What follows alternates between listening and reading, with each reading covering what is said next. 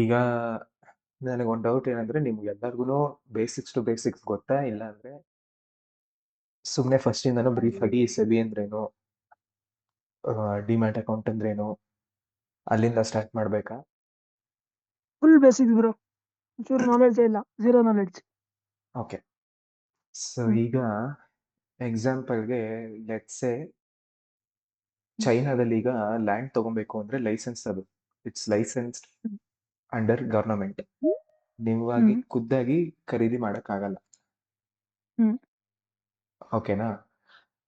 So same way ಅಂದ್ರೆ similar way ಇಲ್ಲಿ although you own it, stock ನ ಖರೀದಿ ಮಾಡಿ ಇಟ್ಕೊಂಡ್ರು ಡೆಪಾಸಿಟರಿ ಕೈಲಿ ಇರುತ್ತದು.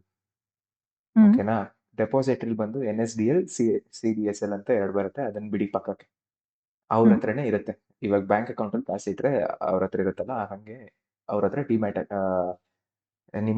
ನೀವು ಬೈ ಮಾಡಿರೋದು ಸ್ಟಾಕ್ಸ್ ಅವ್ರ ಹತ್ರ ಇರುತ್ತೆ. ಈಗ RBI ತರ ಲಾ ಅಥವಾ ಪಾಲಿಸೀಸ್ ಮಾಡೋದು ಸ್ಟಾಕ್ ಮಾರ್ಕೆಟ್ಗೆ SEBI ಅಂತ. ಓಕೆನಾ? ಈಗ ಡೆಪಾಸಿಟರಿ ಇದು ಯಾರಿಂದ ಯಾರಿಗೆ ಹೋಗ್ತಾ ಇದೆ ಅನ್ನೋದಕ್ಕೆ ಕ್ಲಿಯರಿಂಗ್ ಹೌಸ್ ಅಂತಾರೆ. ಅಂದ್ರೆ ಸಪೋಸ್ ನಾನು ನೀವು ಮಾರಿದೀನಿ, ಬಟ್ ಡಿಮ್ಯಾಟ್ ಅಕೌಂಟ್ ತರ, ಬ್ಯಾಂಕ್ ಅಕೌಂಟ್ ತರ ಡಿಮ್ಯಾಟ್ ಅಕೌಂಟ್ ಇರುತ್ತಲ್ವಾ, ಅದಕ್ಕೊಂದು ನಂಬರ್ ಇರುತ್ತಲ್ವಾ. ಸೊ ನನ್ನ ಅಕೌಂಟ್ ನಂಬರ್ ಇಂದ ನಿಮ್ಮ ಅಕೌಂಟ್ ನಂಬರ್ಗೆ ಏನೋ ಬಂತು. ಓಕೆನಾ? ಸೊ ಅದನ್ನ ನೋಡ್ಕೊಳ್ಳೋದು ಕ್ಲಿಯರಿಂಗ್ ಹೌಸ್. ಅದಾದ್ಮೇಲೆ ಬರೋದು ಬ್ರೋಕರ್. ಬ್ರೋಕರ್ದು ಏನ್ ಕೆಲಸ, ಇವಾಗ ಲ್ಯಾಂಡ್ ಬೈ ಮಾಡ್ಬೇಕಾದ್ರೆ ಇಬ್ರು ಇವ್ರನ್ನ ಮೀಟ್ ಮಾಡ್ಸೋದಲ್ವಾ, ಒಬ್ಬ ಬೈಯರು ಒಬ್ಬ ಸೆಲ್ಲರ್ನ, ಅಷ್ಟೇ ಅವ್ರ ಕೆಲಸ. ಸೊ ಬ್ರೋಕರ್ ಹ್ಯಾಸ್ ನೋ, ಬ್ರೋಕರ್ಗೆ ಯಾವುದೇ ರೈಟ್ ಇಲ್ಲ to hold your stocks, just intermediatory. ಓಕೆನಾ? ಬ್ರೋಕರ್ ಅಲ್ಲಿ ಯಾರ್ಯಾರಿದ್ದಾರೆ, ಗನ್ನು, ಝೀರೋದ, ಬ್ರೋ, ಅವರೆಲ್ಲ. ನಮಗ್ CDSL ಸೆಬಿದು ಏನಾದ್ರು ತಲೆ ಕೆಡಿಸ್ಕೊಬೇಕಾ? ಇಲ್ಲ. ಸೆಬಿದು ತಲೆ ಕೆಡಿಸ್ಕೋಬೇಕಾಗಿರೋದು ಅಂದ್ರೆ ಏನಾದ್ರು ಲಾ ಚೇಂಜ್ ಆದ್ರೆ ಅಥವಾ ಏನಾದ್ರು ಹೊಸ ಪಾಲಿಸೀಸ್ ತಂದ್ರೆ ಅವಾಗ ತಲೆ ಕೆಡಿಸ್ಕೋಬೇಕು, ಇಲ್ಲ ಅಂದ್ರೆ ಏನು ಇಂಪ್ಯಾಕ್ಟ್ ಆಗಲ್ಲ. ಬ್ರೋಕರು ಒಂದೊಂದ್ಸತಿ ಒಬ್ಬೊಬ್ಬ ಕ್ಲಿಯರಿಂಗ್ ಹೌಸ್ ನ ಯೂಸ್ ಮಾಡ್ತಾನೆ, ಅಥವಾ CDSL NSDL ಯೂಸ್ ಮಾಡ್ತಾನೆ, it's up to him. So end ನಮಗ್ ಬರೋದು ಬ್ರೋಕರ್ ಅಷ್ಟೇ. ಬ್ರೋಕರ್ ಅಲ್ಲಿ ಡಿಸ್ಕೌಂಟೆಡ್ ಬ್ರೋಕರ್ಸ್ ಮತ್ತೆ ಫುಲ್ ಸರ್ವಿಸ್ ಬ್ರೋಕರ್ಸ್ ಬರ್ತಾರೆ.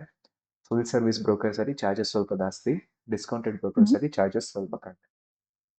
ಬಟ್ ಫುಲ್ ಸರ್ವಿಸ್ ಬ್ರೋಕರ್ದು ಅಡ್ವಾಂಟೇಜ್ ಏನಂದ್ರೆ, ನಿಮ್ಮ ಅಕೌಂಟ್ ಗ್ರೋ ಆಗಿ let's say it's in crores, 10 or 100 crores, ಆಗ ಡಿಸ್ಕೌಂಟೆಡ್ ಬ್ರೋಕರ್ಸ್ ಸ್ವಲ್ಪ ಇಶ್ಯೂಸ್ ಬರಬಹುದು, ಹೇಳಕ್ಕಾಗಲ್ಲ.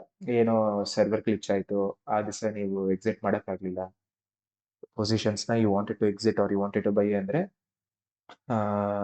ಯಾವ್ದಾದ್ರು ಸ್ಟಾಕ್ ನ ಅವತ್ತಾಗ್ಲಿಲ್ಲ ಅಂದ್ರೆ, ಆತರ issues usually full service broker ಅಲ್ಲಿ ಕಡಿಮೆ. But anything under 10 crores or 100 crores ಅಂದ್ರೆ ಏನು discounted brokers better. Discounted brokers ಯಾರು ಅಂದ್ರೆ ಆಲ್ಮೋಸ್ಟ್ ಎಲ್ಲರೂ discounted brokers. Full service brokers ಈಗ ಅವ್ರದ್ದೇ ಒಂದು ಡಿಸ್ಕೌಂಟೆಡ್ ಸರ್ವಿಸ್ ನ ಓಪನ್ ಮಾಡಿದ್ದಾರೆ. ಫಾರ್ ಎಕ್ಸಾಂಪಲ್ ಏಂಜಲ್ ಕಂಪನಿ ಮುಂಚೆಯಿಂದನೂ ಇತ್ತು, ನಾವು ಏಂಜಲ್ 1 ಅಂತ ಡಿಸ್ಕೌಂಟೆಡ್ ಸರ್ವಿಸ್ ಬಿಟ್ಟಿದ್ದಾರೆ ಆತರ. ಈಗ ಇದ್ರ ಮೇಲೆ ಬೇರೆದೇನಾದ್ರು ಡೌಟ್ ಇದೆಯಾ? ಸೊ ಅಕೌಂಟ್ ಎಲ್ಲ ಓಪನ್ ಮಾಡ್ಕೊಂಡ್ರ, ಏನಾದ್ರು ಇಶ್ಯೂ ಅಥವಾ ಡೌಟ್ ಇದೆಯಾ ಅಲ್ಲಿ ಓಪನಿಂಗ್ ಅಲ್ಲಿ? ಓಕೆ. ಸೊ ಈಗ ಫಸ್ಟ್ ನೀವು ನಿಮ್ಮನ್ನ ಡಿಫೈನ್ ಮಾಡಬೇಕು. ಹೆಂಗೆ ಅಂದ್ರೆ, 3 ತರ ಟ್ರೇಡಿಂಗ್ ಸ್ಟೈಲ್ ಬರುತ್ತೆ. ಒಂದು ಲಾಂಗ್ ಟರ್ಮ್ ಅಂದ್ರೆ ಇವತ್ತು ಬೈ ಮಾಡಿದ್ರೆ ಅಟ್ಲೀಸ್ಟ್ ಮಿನಿಮಮ್ 1 ವರ್ಷದವರೆಗೂ ಸೆಲ್ ಮಾಡಲ್ಲ. ಓಕೆನಾ? ಸೆಕೆಂಡ್ ಬಂದು ಮೇ ಬಿ 2 weeks ಇಂದ 2 months ವರೆಗೂ. ಇವತ್ತು ಬೈ ಮಾಡಿದ್ರೆ 2 weeks ವರೆಗೂ ಹೋಲ್ಡ್ ಅಂದ್ರೆ ಇಟ್ಕೊಂಡಿರ್ತೀನಿ ಆ ಸ್ಟಾಕ್ ನ, ಅಥವಾ 2 months ವರೆಗೂ ಇಟ್ಕೊಂಡಿರ್ತೀನಿ. ಇದು ಬಂದು ಸ್ವಿಂಗ್ ಟ್ರೇಡಿಂಗ್ ಅಂತಾರೆ. ಸಪೋಸ್ ಅದು 2 months ಗಿಂತ ಜಾಸ್ತಿ ಇದ್ದು ಹೋಲ್ಡಿಂಗ್ ಪೀರಿಯಡ್ 1 ವರ್ಷಕ್ಕಿಂತ ಕೆಳಗಡೆ ಇದ್ರೆ ಪೊಸಿಷನಲ್ ಟ್ರೇಡಿಂಗ್ ಅಂತಾರೆ. ಏನು ಇನ್ನೊಂದು ಯಾವುದು ಶಾರ್ಟ್ ಟರ್ಮ್ ಅಂದ್ರೆ, 1 ವಾರದೊಳಗಡೆ ಇವತ್ತು ಬೈ ಮಾಡಿದ್ರೆ ಮೇ ಬಿ 2 days 3 days ಅದೇ 1 ವಾರದೊಳಗಡೆ ಮಾರ್ಕೊಂಡ್ರೆ ಅದು ಶಾರ್ಟ್ ಟರ್ಮ್. ಇಂಟ್ರಾಡೇ ಅಂದ್ರೆ ನಾನು ಇವತ್ತೇ ಬೈ ಮಾಡಿದೆ, ಇವತ್ತೇ ಸೆಲ್ ಮಾಡಿದೆ. ಇವತ್ತೇ ಬೈ ಮಾಡಿದೆ, ಇವತ್ತೇ ಸೆಲ್ ಮಾಡಿದೆ, ಅದು ನಿಮ್ಗೆ useless. Because you all are working ಐ ಟಿಲಿ ಅಥವಾ ಬೇರೆದೇನಾದ್ರು. So it doesn't matter. ಅದು ನಿಮ್ಗೆ ಬೇಕಾಗೇ ಇಲ್ಲ, ಪಕ್ಕಕ್ಕೆ ಇಡ್ರಿ. Short term maybe when you have 4-5 years of experience ಆಗ ಬರಬೇಕು ಅನ್ಸಿದ್ರೆ ಓಕೆ, ಈಗ ಅದನ್ನು waste. Swing trading okay, good enough for you, but ಅದನ್ನು ಅಟೆನ್ಷನ್ ತಗೊಳುತ್ತೆ ಸ್ವಲ್ಪ ಜಾಸ್ತಿ. ಅವರ್ಲಿ ಚಾರ್ಟ್ಸ್ ನೋಡಬೇಕು, ಅಂದರೆ 1 hour ಒಂದ್ಸತಿ ಚೆಕ್ ಮಾಡಬೇಕಾಗತ್ತೆ ಶಾರ್ಟ್ ಲಿಸ್ಟ್ ಮಾಡಿರೋ ಸ್ಟಾಕ್ಸ್ ಅಲ್ಲಿ. ಸೊ ಅದನ್ನು not recommended as of now. May be 1 year ಅಥವಾ 2 years ಆದಮೇಲೆ ಎಕ್ಸ್ಪೀರಿಯನ್ಸ್ ಬಂದು ನಿಮಗೆ ಮಾಡಬೇಕು ಅನ್ಸಿದ್ರೆ ಮಾಡಿ. Positional trading okay, it's applicable for you. ಯಾಕೆ ಅಂದರೆ your holding period is only long ಅಲ್ವಾ, 2 months ಮೇಲೆ 1 ವರ್ಷದ ಒಳಗಡೆ. ಅವಾಗ ಏನಾಗುತ್ತೆ, ಆ ಪೊಸಿಷನಲ್ ಟ್ರೇಡೇ ಚೆನ್ನಾಗಿ ಹೋಗ್ತಿರೋದಕ್ಕೆ you treat it like a long term investment. Maybe 1 yearಗೆ ಅಥವಾ 2 year ಹೋಲ್ಡ್ ಮಾಡಿರ್ತೀರ. So that will make more sense to you. And ವೀಕ್ಲಿಗೆ ಒಂದ್ಸತಿ ಮಾತ್ರ ಡಿಸಿಷನ್ ತಗೊಳ್ಳೋದು ಪೊಸಿಷನಲ್ ಟ್ರೇಡಿಂಗ್ ಅಲ್ಲಿ. ಸೊ ವರ್ಕಿಂಗ್ ಎಂಪ್ಲಾಯೀಸ್ಗೆ that is the best option, ಅದು ಅಥವಾ ಲಾಂಗ್ ಟರ್ಮ್ ಪೊಸಿಷನಲ್ ಅಥವಾ ಲಾಂಗ್ ಟರ್ಮ್. ಓಕೆನಾ? ಈಗ ಹೇಳ್ಕೊಡೋದು ಥಿಯರಿ ಆಗಲಿ ಅಪ್ಲಿಕೇಶನ್ ಆಗಲಿ ಎಲ್ಲ ಟೈಮ್ ಫ್ರೇಮಲ್ಲೂ ಸೇಮೇ, ಏನು ಡಿಫ್ರೆನ್ಸ್ ಇಲ್ಲ. ಇಂಟ್ರಾಡೇನಲ್ಲಾದ್ರು ಮಾಡಿ, ಸ್ವಿಂಗ್ ಅಲ್ಲಾದ್ರು ಮಾಡಿ, ಶಾರ್ಟ್ ಟರ್ಮ್ ಅಲ್ಲಾದ್ರು ಮಾಡಿ, ಪೊಸಿಷನಲ್ ಆದರೂ ಲಾಂಗ್ ಟರ್ಮ್ ಆದ್ರೂ it doesn't matter. Teaching same ಇರುತ್ತೆ, ಅಪ್ಲಿಕೇಶನ್ ಸೇಮ್ ಇರುತ್ತೆ. ಜಸ್ಟ್ ದಟ್ ನೀವು ನೋಡ್ತಿರೋ ಟೈಮ್ ಫ್ರೇಮ್ ಬೇರೆ. ಓಕೆನಾ? ಇವಾಗ ಪೊಸಿಷನಲ್ ಟ್ರೇಡಿಂಗ್ಗೆ ನಾನು ಹೇಳಿದ್ದೇನು, ವೀಕ್ಲಿ ಒಂದ್ಸತಿ ನೋಡ್ತೀನಿ ಅಂತ. So that will become I time frame. ನಾನು ನೋಡೋ ಟೈಮ್ ಫ್ರೇಮೇ 1 week. ಓಕೆನಾ? ಸಪೋಸ್ ನಾನು ಸ್ವಿಂಗ್ ಟ್ರೇಡಿಂಗ್ ನೋಡ್ತಿದ್ದೀನಿ ಅಂದರೆ ಡೈಲಿ ಅಥವಾ 1 hour ನೋಡ್ತೀನಿ, ಅದೇ ನನ್ನ ಟೈಮ್ ಫ್ರೇಮು. ಇಂಟ್ರಾಡೇಗೆ ಬಂದ್ಬಿಟ್ರೆ ಇವತ್ತೇ ಬೈ ಮಾಡಿ ಇವತ್ತೇ ಸೆಲ್ ಮಾಡೋದು ಬಂದರೆ 5 minutes 3 minutes 15 minutes ಆ ಥರ ಟೈಮ್ ಫ್ರೇಮ್ ನೋಡೋಕೆ ಸ್ಟಾರ್ಟ್ ಮಾಡ್ತೀನಿ. ಸೊ ನಿಮಗೆ ಏನು ಬೇಕಾಗಿರೋದು ವೀಕ್ಲಿ ಟೈಮ್ ಫ್ರೇಮ್ ಮಾತ್ರ. ಅವಾಗ ಸ್ವಲ್ಪ ಮಾರ್ಕೆಟ್ಸ್ ಇನ್ನ ಅಷ್ಟು ಕ್ಲಾರಿಟಿ ಕೊಡ್ತಿಲ್ಲ ಅಂದಾಗ ಡೈಲಿ ಟೈಮ್ ಫ್ರೇಮ್ ಬರ್ಬೋದು. But for beginners it's best to just stick to weekly time frame. ಓಕೆನಾ? ಇಲ್ಲಿವರೆಗೂ ಕ್ಲಿಯರ್ ಆಯ್ತಾ? ಆಯ್ತು. ಈಗ ಪ್ರಿಡಾಮಿನೆಂಟ್ಲಿ 2 ಥರ ಅನಲೈಸ್ ಮಾಡ್ಬೋದು ಯಾವುದೇ ಸ್ಟಾಕ್ನ. ಒಂದು ಫಂಡಮೆಂಟಲಿ, ಇನ್ನೊಂದು ಟೆಕ್ನಿಕಲಿ. ಓಕೆನಾ? ಟೆಕ್ನಿಕಲಿ ಅಂದರೆ ಚಾರ್ಟ್ಸ್ನ ನೋಡೋದು, ವಾಟ್ ದೇರ್ ಸಿ, ಹೆಂಗೆ ಪ್ಯಾಟರ್ನ್ ಫಾರ್ಮ್ ಆಗ್ತಿದೆ, ಬೇರೆ ಯಾವ್ದಾದ್ರು ಇಂಡಿಕೇಟರ್ಸ್ ನೀವು ಆ್ಯಡ್ ಮಾಡಿದ್ರೆ ಅದು ಹೆಂಗೆ ರೆಸ್ಪಾಂಡ್ ಆಗ್ತಿದೆ ಅನ್ನೋದ್ರ ಮೇಲೆ you will make your decision. Fundamental analysis ಅಲ್ಲಿ ಮೋಸ್ಟ್ ಪ್ಯೂರ್ ಫಂಡಮೆಂಟಲ್ಸ್ ಅಲ್ಲಿ ಚಾರ್ಟ್ಸೇ ನೋಡಲ್ಲ, ಆಯ್ತಾ? ಬರೀ ಕಂಪ್ನಿದು ಫೈನಾನ್ಷಿಯಲ್ಸ್ ನೋಡ್ತೀರಾ. ಇವಾಗ suppose since you are working in I T, you will know, ನಿಮಗೆ ಗೊತ್ತಿರುತ್ತೆ ಯಾವುದು ಹೆಂಗ್ ವರ್ಕ್ ಆಗ್ತಿರುತ್ತೆ better than a normal person. Let's say is working in a core mechanical job. ಅವನಿಗಿಂತ ಅಂತೂ ನಿಮಗೆ ನಿಮ್ಮ ಫೀಲ್ಡ್ ಇಂದ ಐಡಿಯಾ ಜಾಸ್ತಿ ಇದೆ ಅಲ್ವಾ? So maybe if you want to do fundamental analysis, ಬರೀ ಐ ಟಿ ಸ್ಟಾಕ್ಸೇ ನೋಡ್ಬಿಟ್ಟು ಮಾಸ್ಟರ್ ಆಗಿ, ಆಯ್ತಾ?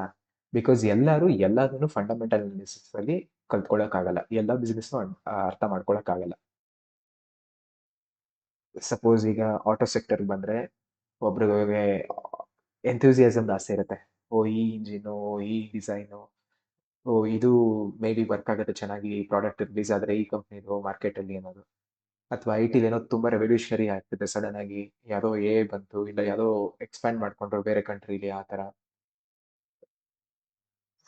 ಅದೇ ಥರ ಫ್ಯೂ ಸೆಕ್ಟರ್ಸ್ ಏನು ತುಂಬ ಗೌರ್ಮೆಂಟ್ ಡಿಪೆಂಡೆಂಟ್. ಯಾವುದು? ಫಾರ್ಮಸಿ, ಆಯಿಲ್ ಕಂಪ್ನೀಸ್ ಅಂದರೆ ಇವಾಗ ಭಾರತ್ ಪೆಟ್ರೋಲಿಯಮ್ಮು ಅಥವಾ HP, ಆ ಥರದ್ದೆಲ್ಲ ಅವ್ರಿಗೆ ಗೌರ್ಮೆಂಟ್ ಪಾಲಿಸೀಸ್ ತುಂಬ ಇಂಪ್ಯಾಕ್ಟ್ ಮಾಡುತ್ತೆ. ಅಫ್ಕೋರ್ಸ್ ಎಲ್ಲ ಬಿಸ್ನೆಸ್ಗೂ ಗೌರ್ಮೆಂಟ್ ಪಾಲಿಸೀಸ್ ಇಂಪ್ಯಾಕ್ಟ್ ಮಾಡುತ್ತೆ, ಬಟ್ ಇವ್ರಿಗೆ ಸ್ವಲ್ಪ ಜಾಸ್ತಿ ಮಾಡುತ್ತೆ. ಸೊ ಅದನ್ನ ನಿಮ್ಗೆ ಅರ್ಥ ಮಾಡ್ಕೊಳಕ್ಕಾದ್ರೆ you can master it and do it, ಇಲ್ಲ ಅಂತಲ್ಲ. ಬಟ್ ಏನಂದ್ರೆ ಫಂಡಮೆಂಟಲ್ ಅನಾಲಿಸಿಸ್ ಅಲ್ಲಿ ಪ್ರತಿ ಒಂದು ಸೆಕ್ಟರ್ಗೂ ಅದರದೇ ಆದ ಒಂದು ನೀಶ್ ಇರುತ್ತೆ, ಅದನ್ನ ಅರ್ಥ ಮಾಡ್ಕೊಬೇಕು. ಟೆಕ್ನಿಕಲ್ ಅನಾಲಿಸಿಸ್ ಅಲ್ಲೇನು ನಿಮಗೆ ನೀಶ್ ಬಗ್ಗೆ ಯೋಚನೆ ಇಲ್ಲ, ಫಂಡಮೆಂಟಲ್ಸ್ ನೋಡ್ತೀರಾ, but basic fundamentals, company year to year ಎಷ್ಟು ಗ್ರೋತ್ ಆಗಿದೆ, ಇಯರ್ ಟು ಇಯರ್ ಸೇಲ್ಸ್ ಎಷ್ಟಾಗಿದೆ, ಇಯರ್ ಟು ಇಯರ್ ಪ್ರಾಫಿಟ್ ಏನಾದ್ರು ಗ್ರೋ ಆಗ್ತಿದೆಯಾ, ಎಷ್ಟಾಗ್ತಿದೆ, ಆದರೆ ಆ ಪ್ರಾಫಿಟ್ ಗ್ರೋ ಆಗ್ತಿರೋದು ಪ್ಯೂರ್ ಗ್ರೋತಾ, ಅಥವಾ ಸುಮ್ಮನೆ ಏನೋ ಲ್ಯಾಂಡ್ ಇತ್ತು ಅದನ್ನ ಸೆಲ್ ಮಾಡಿದ್ರು, ಅಥವಾ ಯಾವುದೋ ಒಂದು ಆಸೆಟ್ ಇತ್ತು, ಮಷಿನರಿ ಇತ್ತು, ಅದನ್ನ ಸೆಲ್ ಮಾಡಿದ್ರು, ಅದಕ್ಕೆ ಆ ಪ್ರಾಫಿಟ್ ಇಂಪ್ರೂವ್ ಆಯ್ತಾ, ಹೆಂಗೆ ಆ ಪ್ರಾಫಿಟ್ ಇಂಪ್ರೂವ್ ಆಗೋದಕ್ಕೆ ರೀಸನ್ ಏನು, ಆ ಥರ ಸುಮ್ಮನೆ ಬೇಸಿಕ್ಸ್ ನೋಡ್ತೀರಾ. ಫಂಡಮೆಂಟಲ್ ಅನಾಲಿಸಿಸ್ ಮಾಡಬೇಕು ಅಂದ್ರೆ pure technical analysis, purely fundamental analysis ಮಾಡಬೇಕು ಅಂದ್ರೆ ತುಂಬಾ ತಲೆ ಕೆಡುತ್ತೆ. ಯಾವ್ದಾದ್ರು ಒಂದೇ ಒಂದು ಸ್ಟಾಕ್ನ ಅನಲೈಸ್ ಮಾಡ್ಬೇಕಂದ್ರೆ it might take you at least a week. Suppose ರಿಲಯನ್ಸ್ದು ಫಂಡಮೆಂಟಲ್ ಅನಾಲಿಸಿಸ್ ಮಾಡ್ತೀರಾ ಅಂದ್ರೆ 1 ವೀಕ್ವರೆಗೂ ನೀವು ಕೂತ್ಕೊಂಡು ಯೋಚನೆ ಮಾಡಿ ಮಾಡಬೇಕು. ಫ್ಯೂಚರ್ ಪ್ರಾಸ್ಪೆಕ್ಟ್ಸ್ ಏನು, ಯಾಕೆ ಫ್ಯೂಚರ್ ಪ್ರಾಸ್ಪೆಕ್ಟ್ಸ್ ಏನಿಗೆ ಬೇಕು ಅಂದ್ರೆ ಮುಂಚೆ ಆಗಿರೋ ಗ್ರೋತು ಫ್ಯೂಚರ್ ಗ್ರೋತ್ನ ರೆಪ್ರೆಸೆಂಟ್ ಮಾಡಲ್ಲ. ಮುಂಚೆ ಆಗಿರೋ ಗ್ರೋತ್ನ you can take as a bench mark.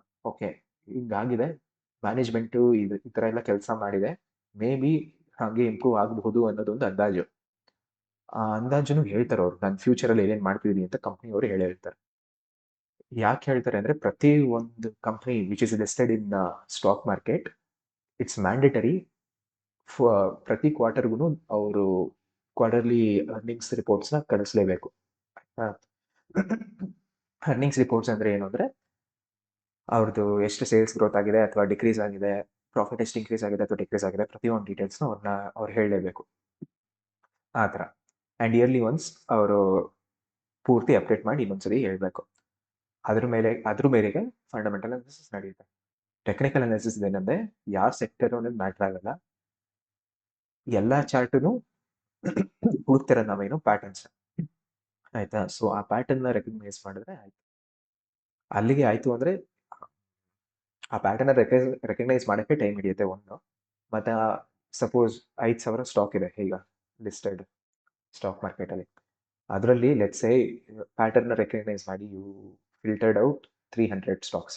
ತಿರ್ಗಾ ಆ 300ಅಲ್ಲಿ ಯಾವುದೋ ಫಂಡಮೆಂಟಲ್ ಸ್ವಲ್ಪ ಕ್ರೈಟೀರಿಯಾಸ್ ಅಪ್ಲೈ ಮಾಡಿದ್ರಿ, maybe year to year 10% growth ಆಗಿರಬೇಕು, ಸೇಲ್ಸ್ ಬಂದು 15% ಗ್ರೋತ್ ಆಗಿರ್ಬೋದು, ಪ್ರಾಫಿಟ್ ಮಿನಿಮಮ್ 10% ಆಗಿರಬೇಕು ಹೋದ ವರ್ಷಕ್ಕಿಂತ, ಮಾರ್ಕೆಟ್ ಕ್ಯಾಪಿಟಲ್ ಅದು ಹೇಳ್ತೀನಿ, ಮಾರ್ಕೆಟ್ ಕ್ಯಾಪಿಟಲ್ ಎಲ್ಲ ಏನು ಅಂತ ಆಮೇಲೆ ಹೇಳ್ತೀನಿ, ಅದೊಂದು ಗ್ರೇಟರ್ ದೆನ್ 1,000 crores ಇರಬೇಕು ಅಥವಾ 5,000 crores ಜಾಸ್ತಿ ಇರಬೇಕು, ಪರ್ಸನಲ್ ಚಾಯ್ಸ್ ಅದು. ಅದಕ್ಕಿಂತ ಮೇಲಿದ್ರೆ ನೋಡ್ತೀನಿ ಅಂತ. ಸೊ ಆಗ maybe it will boil down to 150. ತಿರ್ಗಾ ಅದರಲ್ಲಿ ಯು ವಿಲ್ ಸಿ ಯಾವ ಸೆಕ್ಟರ್ ಮೂವ್ಮೆಂಟ್ ಇದೆ. ಹೀಗೆಲ್ಲ ಎಕ್ಸ್ಪ್ಲೈನ್ ಮಾಡ್ತಿಲ್ಲ, ಸುಮ್ಮನೆ ಬೇಸಿಕ್ ಆಗಿ ಹೇಳ್ತಾ ಇದ್ದೀನಿ ಅಷ್ಟೇ. ಸೊ ದಟ್ ಟರ್ಮ್ಸ್ ಇಂಟ್ರೊಡ್ಯೂಸ್ ಆದರೆ it will be better to understand later ಅಂತ. ಸುಮ್ಮನೆ ರಿಪೀಟ್ ಆಗ್ತಾನೆ ಇದ್ರೆ ತಲೆಯಲ್ಲಿ ಕೂತ್ಕೊಳ್ಳುತ್ತೆ ಅಷ್ಟೇ. ಸೆಕ್ಟರ್ ಇಂಪಾರ್ಟೆನ್ಸ್ ಏನು ಅಂದ್ರೆ ಯಾವಾಗಲೂ ಎಲ್ಲ ಸೆಕ್ಟರು ಒಂದು ಸತಿ ಮೂವ್ ಆಗಲ್ಲ. ಸಪೋಸ್ ಬ್ಯಾಂಕಿಂಗ್ ಸೆಕ್ಟರು ಅಥವಾ ಫಿನಾನ್ಸ್ ಸೆಕ್ಟರು ಮೂವ್ ಆಗ್ತಿದೆ ಅಂದರೆ ಯಾವುದೋ IT ಸೆಕ್ಟರು ಇಲ್ಲ ಅಂದರೆ FMCG sector usually will take a back step, ಅಷ್ಟು ಕರೆಕ್ಟಾಗಿ ಮೂವ್ ಆಗಲ್ಲ. ಓಕೆನಾ. ಸೊ ಆ 150 ಸ್ಟಾಕ್ಸ್ ಫಿಲ್ಟರ್ ಆಗಿದೆಯಲ್ಲ ಈಗ, ತಿರ್ಗಾ ಅದರಲ್ಲಿ ನಿಮಗೆ ಯಾವುದು ಈಗ ಬೆಸ್ಟ್ ಸೆಕ್ಟರ್ ಅನ್ನಿಸ್ತಿದೆ ಅಥವಾ ಯಾವ ಸೆಕ್ಟರು ಬೆಸ್ಟ್ ಸೆಟಪ್ಸ್ನ ಕೊಡ್ತಾ ಇದೆ, ಅದರ ಮೇಲೆಗೆ ತಿರ್ಗಾ you filter it down to maybe 30 stocks. ತಿರ್ಗಾ ಲೆಟ್ಸ್ ಸೇ 5 ಸೆಕ್ಟರ್ಸ್ ಇದೆ, ಅದರಲ್ಲಿ ಯು ಫೀಲ್ ಓಕೆ ನನಗೆ ಬರೀ ಟಾಪ್ 3 ಸೆಕ್ಟರ್ಸ್ ಬೇಕು, ಆ ಟಾಪ್ 3 ಸೆಕ್ಟರ್ಸಲ್ಲಿ ಟಾಪ್ 3 ಸ್ಟಾಕ್ಸ್ ಬೇಕು ಅಂದರೆ you will filter it down to 10 or 12 stocks and ಅದ್ರ ಮೇಲೆಗೆ ಯು ವಿಲ್ ಇನ್ವೆಸ್ಟ್. ಆಯ್ತಾ. ಸೊ ಇಲ್ಲಿವರೆಗೂ ಏನಾದ್ರು ಡೌಟ್ ಇದೆಯಾ ಯಾರಿಗಾದ್ರು? ಕ್ಲಿಯರ್. ಬೇರೆಯವ್ರಿಗೆ? ಹರ್ಷ, ಆಚೆ ಚರಣ್? ಇದ್ದಾರೆ.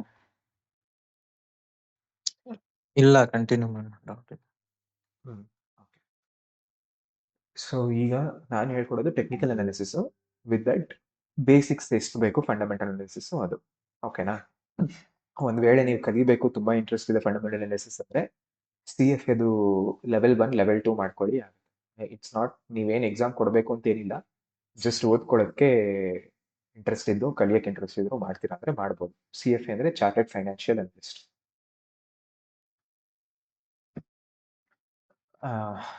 ಸೊ ಈಗ ಚಾರ್ಟ್ಸಿಗೆ ಬರೋಣ. ಚಾರ್ಟ್ಸಲ್ಲಿ ಎಕ್ಸ್ ಆಕ್ಸಿಸ್ ಅಲ್ಲಿ ಟೈಮ್ ಇರುತ್ತೆ, ವೈ ಆಕ್ಸಿಸ್ ಅಲ್ಲಿ ಪ್ರೈಸ್ ಇರುತ್ತೆ. ಓಕೆನಾ. ಸೊ ಇಲ್ಲಿ ಯು ಕ್ಯಾನ್ ಸಿ ಪ್ರೈಸ್, ಈ ಕಡೆ time, May, June, July. Date ಬೇಕು ಅಂದರೆ ಇಲ್ಲಿ you can see Thursday 18 September 2025 ಕೆಳಗಡೆ ಬರ್ತಿದೆಯಲ್ಲ ಬ್ಲ್ಯಾಕ್ ಹೈಲೈಟಿಂಗ್ ಬಾಕ್ಸ್ ಅಲ್ಲಿ, ಅದು. ಇದು ಬಂದು ಈಗ let me start with line chart. ಮುಂಚೆ ತುಂಬಾ ಜನ ಬರೀ ಲೈನ್ ಚಾರ್ಟ್ನ ಯೂಸ್ ಮಾಡ್ತಿದ್ರು. ಲೈನ್ ಚಾರ್ಟ್ ಅಂದ್ರೆ ಏನು ಅಂದ್ರೆ ಟೂಲ್ ಯಾವುದು? ಹೇಳ್ತೀನಿ, ಟ್ರೇಡಿಂಗ್. ಓಕೆ. ಇದು ಬಂದು ಚಾರ್ಟಿಂಗ್ ಸಾಫ್ಟ್ವೇರ್ ಅಷ್ಟೇ. ಚಾರ್ಟಿಂಗ್ ಸಾಫ್ಟ್ವೇರ್ ಅಂದ್ರೆ ಚಾರ್ಟ್ನ ರೆಪ್ರೆಸೆಂಟ್ ಅಥವಾ ಕೊಡೋ ಸಾಫ್ಟ್ವೇರ್. ಪೇಯ್ಡ್ ವರ್ಷನ್ ಇದೆ, ಫ್ರೀ ಆಗಿ ಇವಾಗ ಧನಲ್ಲಿ, ಗೃಹನಲ್ಲಿ, ಪ್ರತಿಯೊಂದು ಡಿಸ್ಕೌಂಟ್ ಬ್ರೋಕರ್ನು ಇವಾಗ ಯೂಸ್ ಮಾಡ್ತಾರೆ, ಕೊಡ್ತಾರೆ. ಅದರಲ್ಲಿ ಬೆಸ್ಟ್ ಯಾವುದು ಅಂದ್ರೆ ಎಲ್ಲ ಫೀಚರ್ಸ್ ಕೊಟ್ಟು ಮಾಡ್ತಿರೋದು ಫೈರ್ಸ್, FIERS. ಅಥವಾ ಸೆಕೆಂಡ್ ಬೆಸ್ಟ್ ಬಂದು ಧನ್. ಸೊ ಈಗ ಇಲ್ಲಿ ಕೆಳಗಡೆ ಡೇಟ್ ನೋಡಿದ್ರೆ ಫ್ರೈಡೆ 29 ನವೆಂಬರ್ 2024 ಅಲ್ವಾ ಇಲ್ಲಿ. ಹ್ಮ್. ಓಕೆ, ಈಗ ಇದು ಲೈನ್ ಚಾರ್ಟ್ ಏನ್ ರೆಪ್ರೆಸೆಂಟ್ ಮಾಡ್ತಿದೆ? ಇಫ್ ಯು ಸಿ ಇಲ್ಲಿಗೆ ಬಂದ್ರೆ ನಾನು ರೈಟ್ ಸೈಡ್ ಅಲ್ಲಿ ಯು ಕ್ಯಾನ್ ಸಿ 1559.30 ಅಲ್ವಾ? ಹ್ಮ್. ಅದೇ ಆ ಡೇಟ್ ನೋಡಿದ್ರೆ 29 ನವೆಂಬರ್ 2024. ಸೊ ಆ ದಿವಸ ಮಾರ್ಕೆಟ್ ಕ್ಲೋಸ್ ಆಗಿದ್ದು 1556.15. ಓಕೆನಾ? ಎಕ್ಸಾಕ್ಟ್ ನಂಬರ್ ಬೇಕು ಅಂದ್ರೆ ಇಲ್ಲಿ ಮೇಲ್ಗಡೆ ಬರುತ್ತೆ ಇಲ್ಲಿ. ಓಕೆನಾ? ಸೊ 1556.90 ಅಲ್ಲಿ ಮಾರ್ಕೆಟ್ ಕ್ಲೋಸ್ ಆಯ್ತು, ಆ ರೇಟಿಗೆ ಕ್ಲೋಸ್ ಆಯ್ತು. ಯಾವುದು ಸ್ಟಾಕು? BSE ಸ್ಟಾಕ್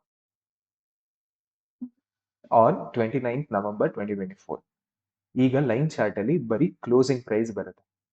ಮಾರ್ಕೆಟ್ ಎಲ್ಲಿ ಓಪನ್ ಆಯ್ತು, ಎಲ್ಲಿವರೆಗೂ ಓಡಾಡಿತ್ತು, ಯಾವ್ದು ಹೈಯೆಸ್ಟ್ ಪ್ರೈಸ್ ಇತ್ತು ಆ ದಿವಸ, ಯಾವ್ದು ಲೋಯೆಸ್ಟ್ ಪ್ರೈಸ್ ಇತ್ತು ಆ ದಿವಸ ಅನ್ನೋ 3 ಡೇಟಾ ಪಾಯಿಂಟ್ಸ್ ನ ಕೊಡಲ್ಲ. ಯಾವ್ದು ಲೈನ್ ಚಾರ್ಟ್ ಕೊಡೋ ಡೇಟಾ ಪಾಯಿಂಟ್ ಯಾವುದು? ಯಾವ ರೇಟ್ ಅಲ್ಲಿ ಮಾರ್ಕೆಟ್ ಆ ದಿನ ಕ್ಲೋಸ್ ಆಯ್ತು ಅಷ್ಟೇ ಕೊಡೋದು. ಓಕೆನಾ? ಸೊ ಇದು ಒನ್ ಟೈಪ್ ಆಫ್ ಚಾರ್ಟಿಂಗ್. ಇನ್ನೊಂದಕ್ಕೆ ಬಂದ್ರೆ ಕ್ಯಾಂಡಲ್ ಅಥವಾ ಬಾರ್ ಚಾರ್ಟ್. ಏನ್ ಇದ್ರಲ್ಲಿ ಡಿಫ್ರೆನ್ಸ್ ಅಂದ್ರೆ ನವೆಂಬರ್ 24 ಅಲ್ಲ,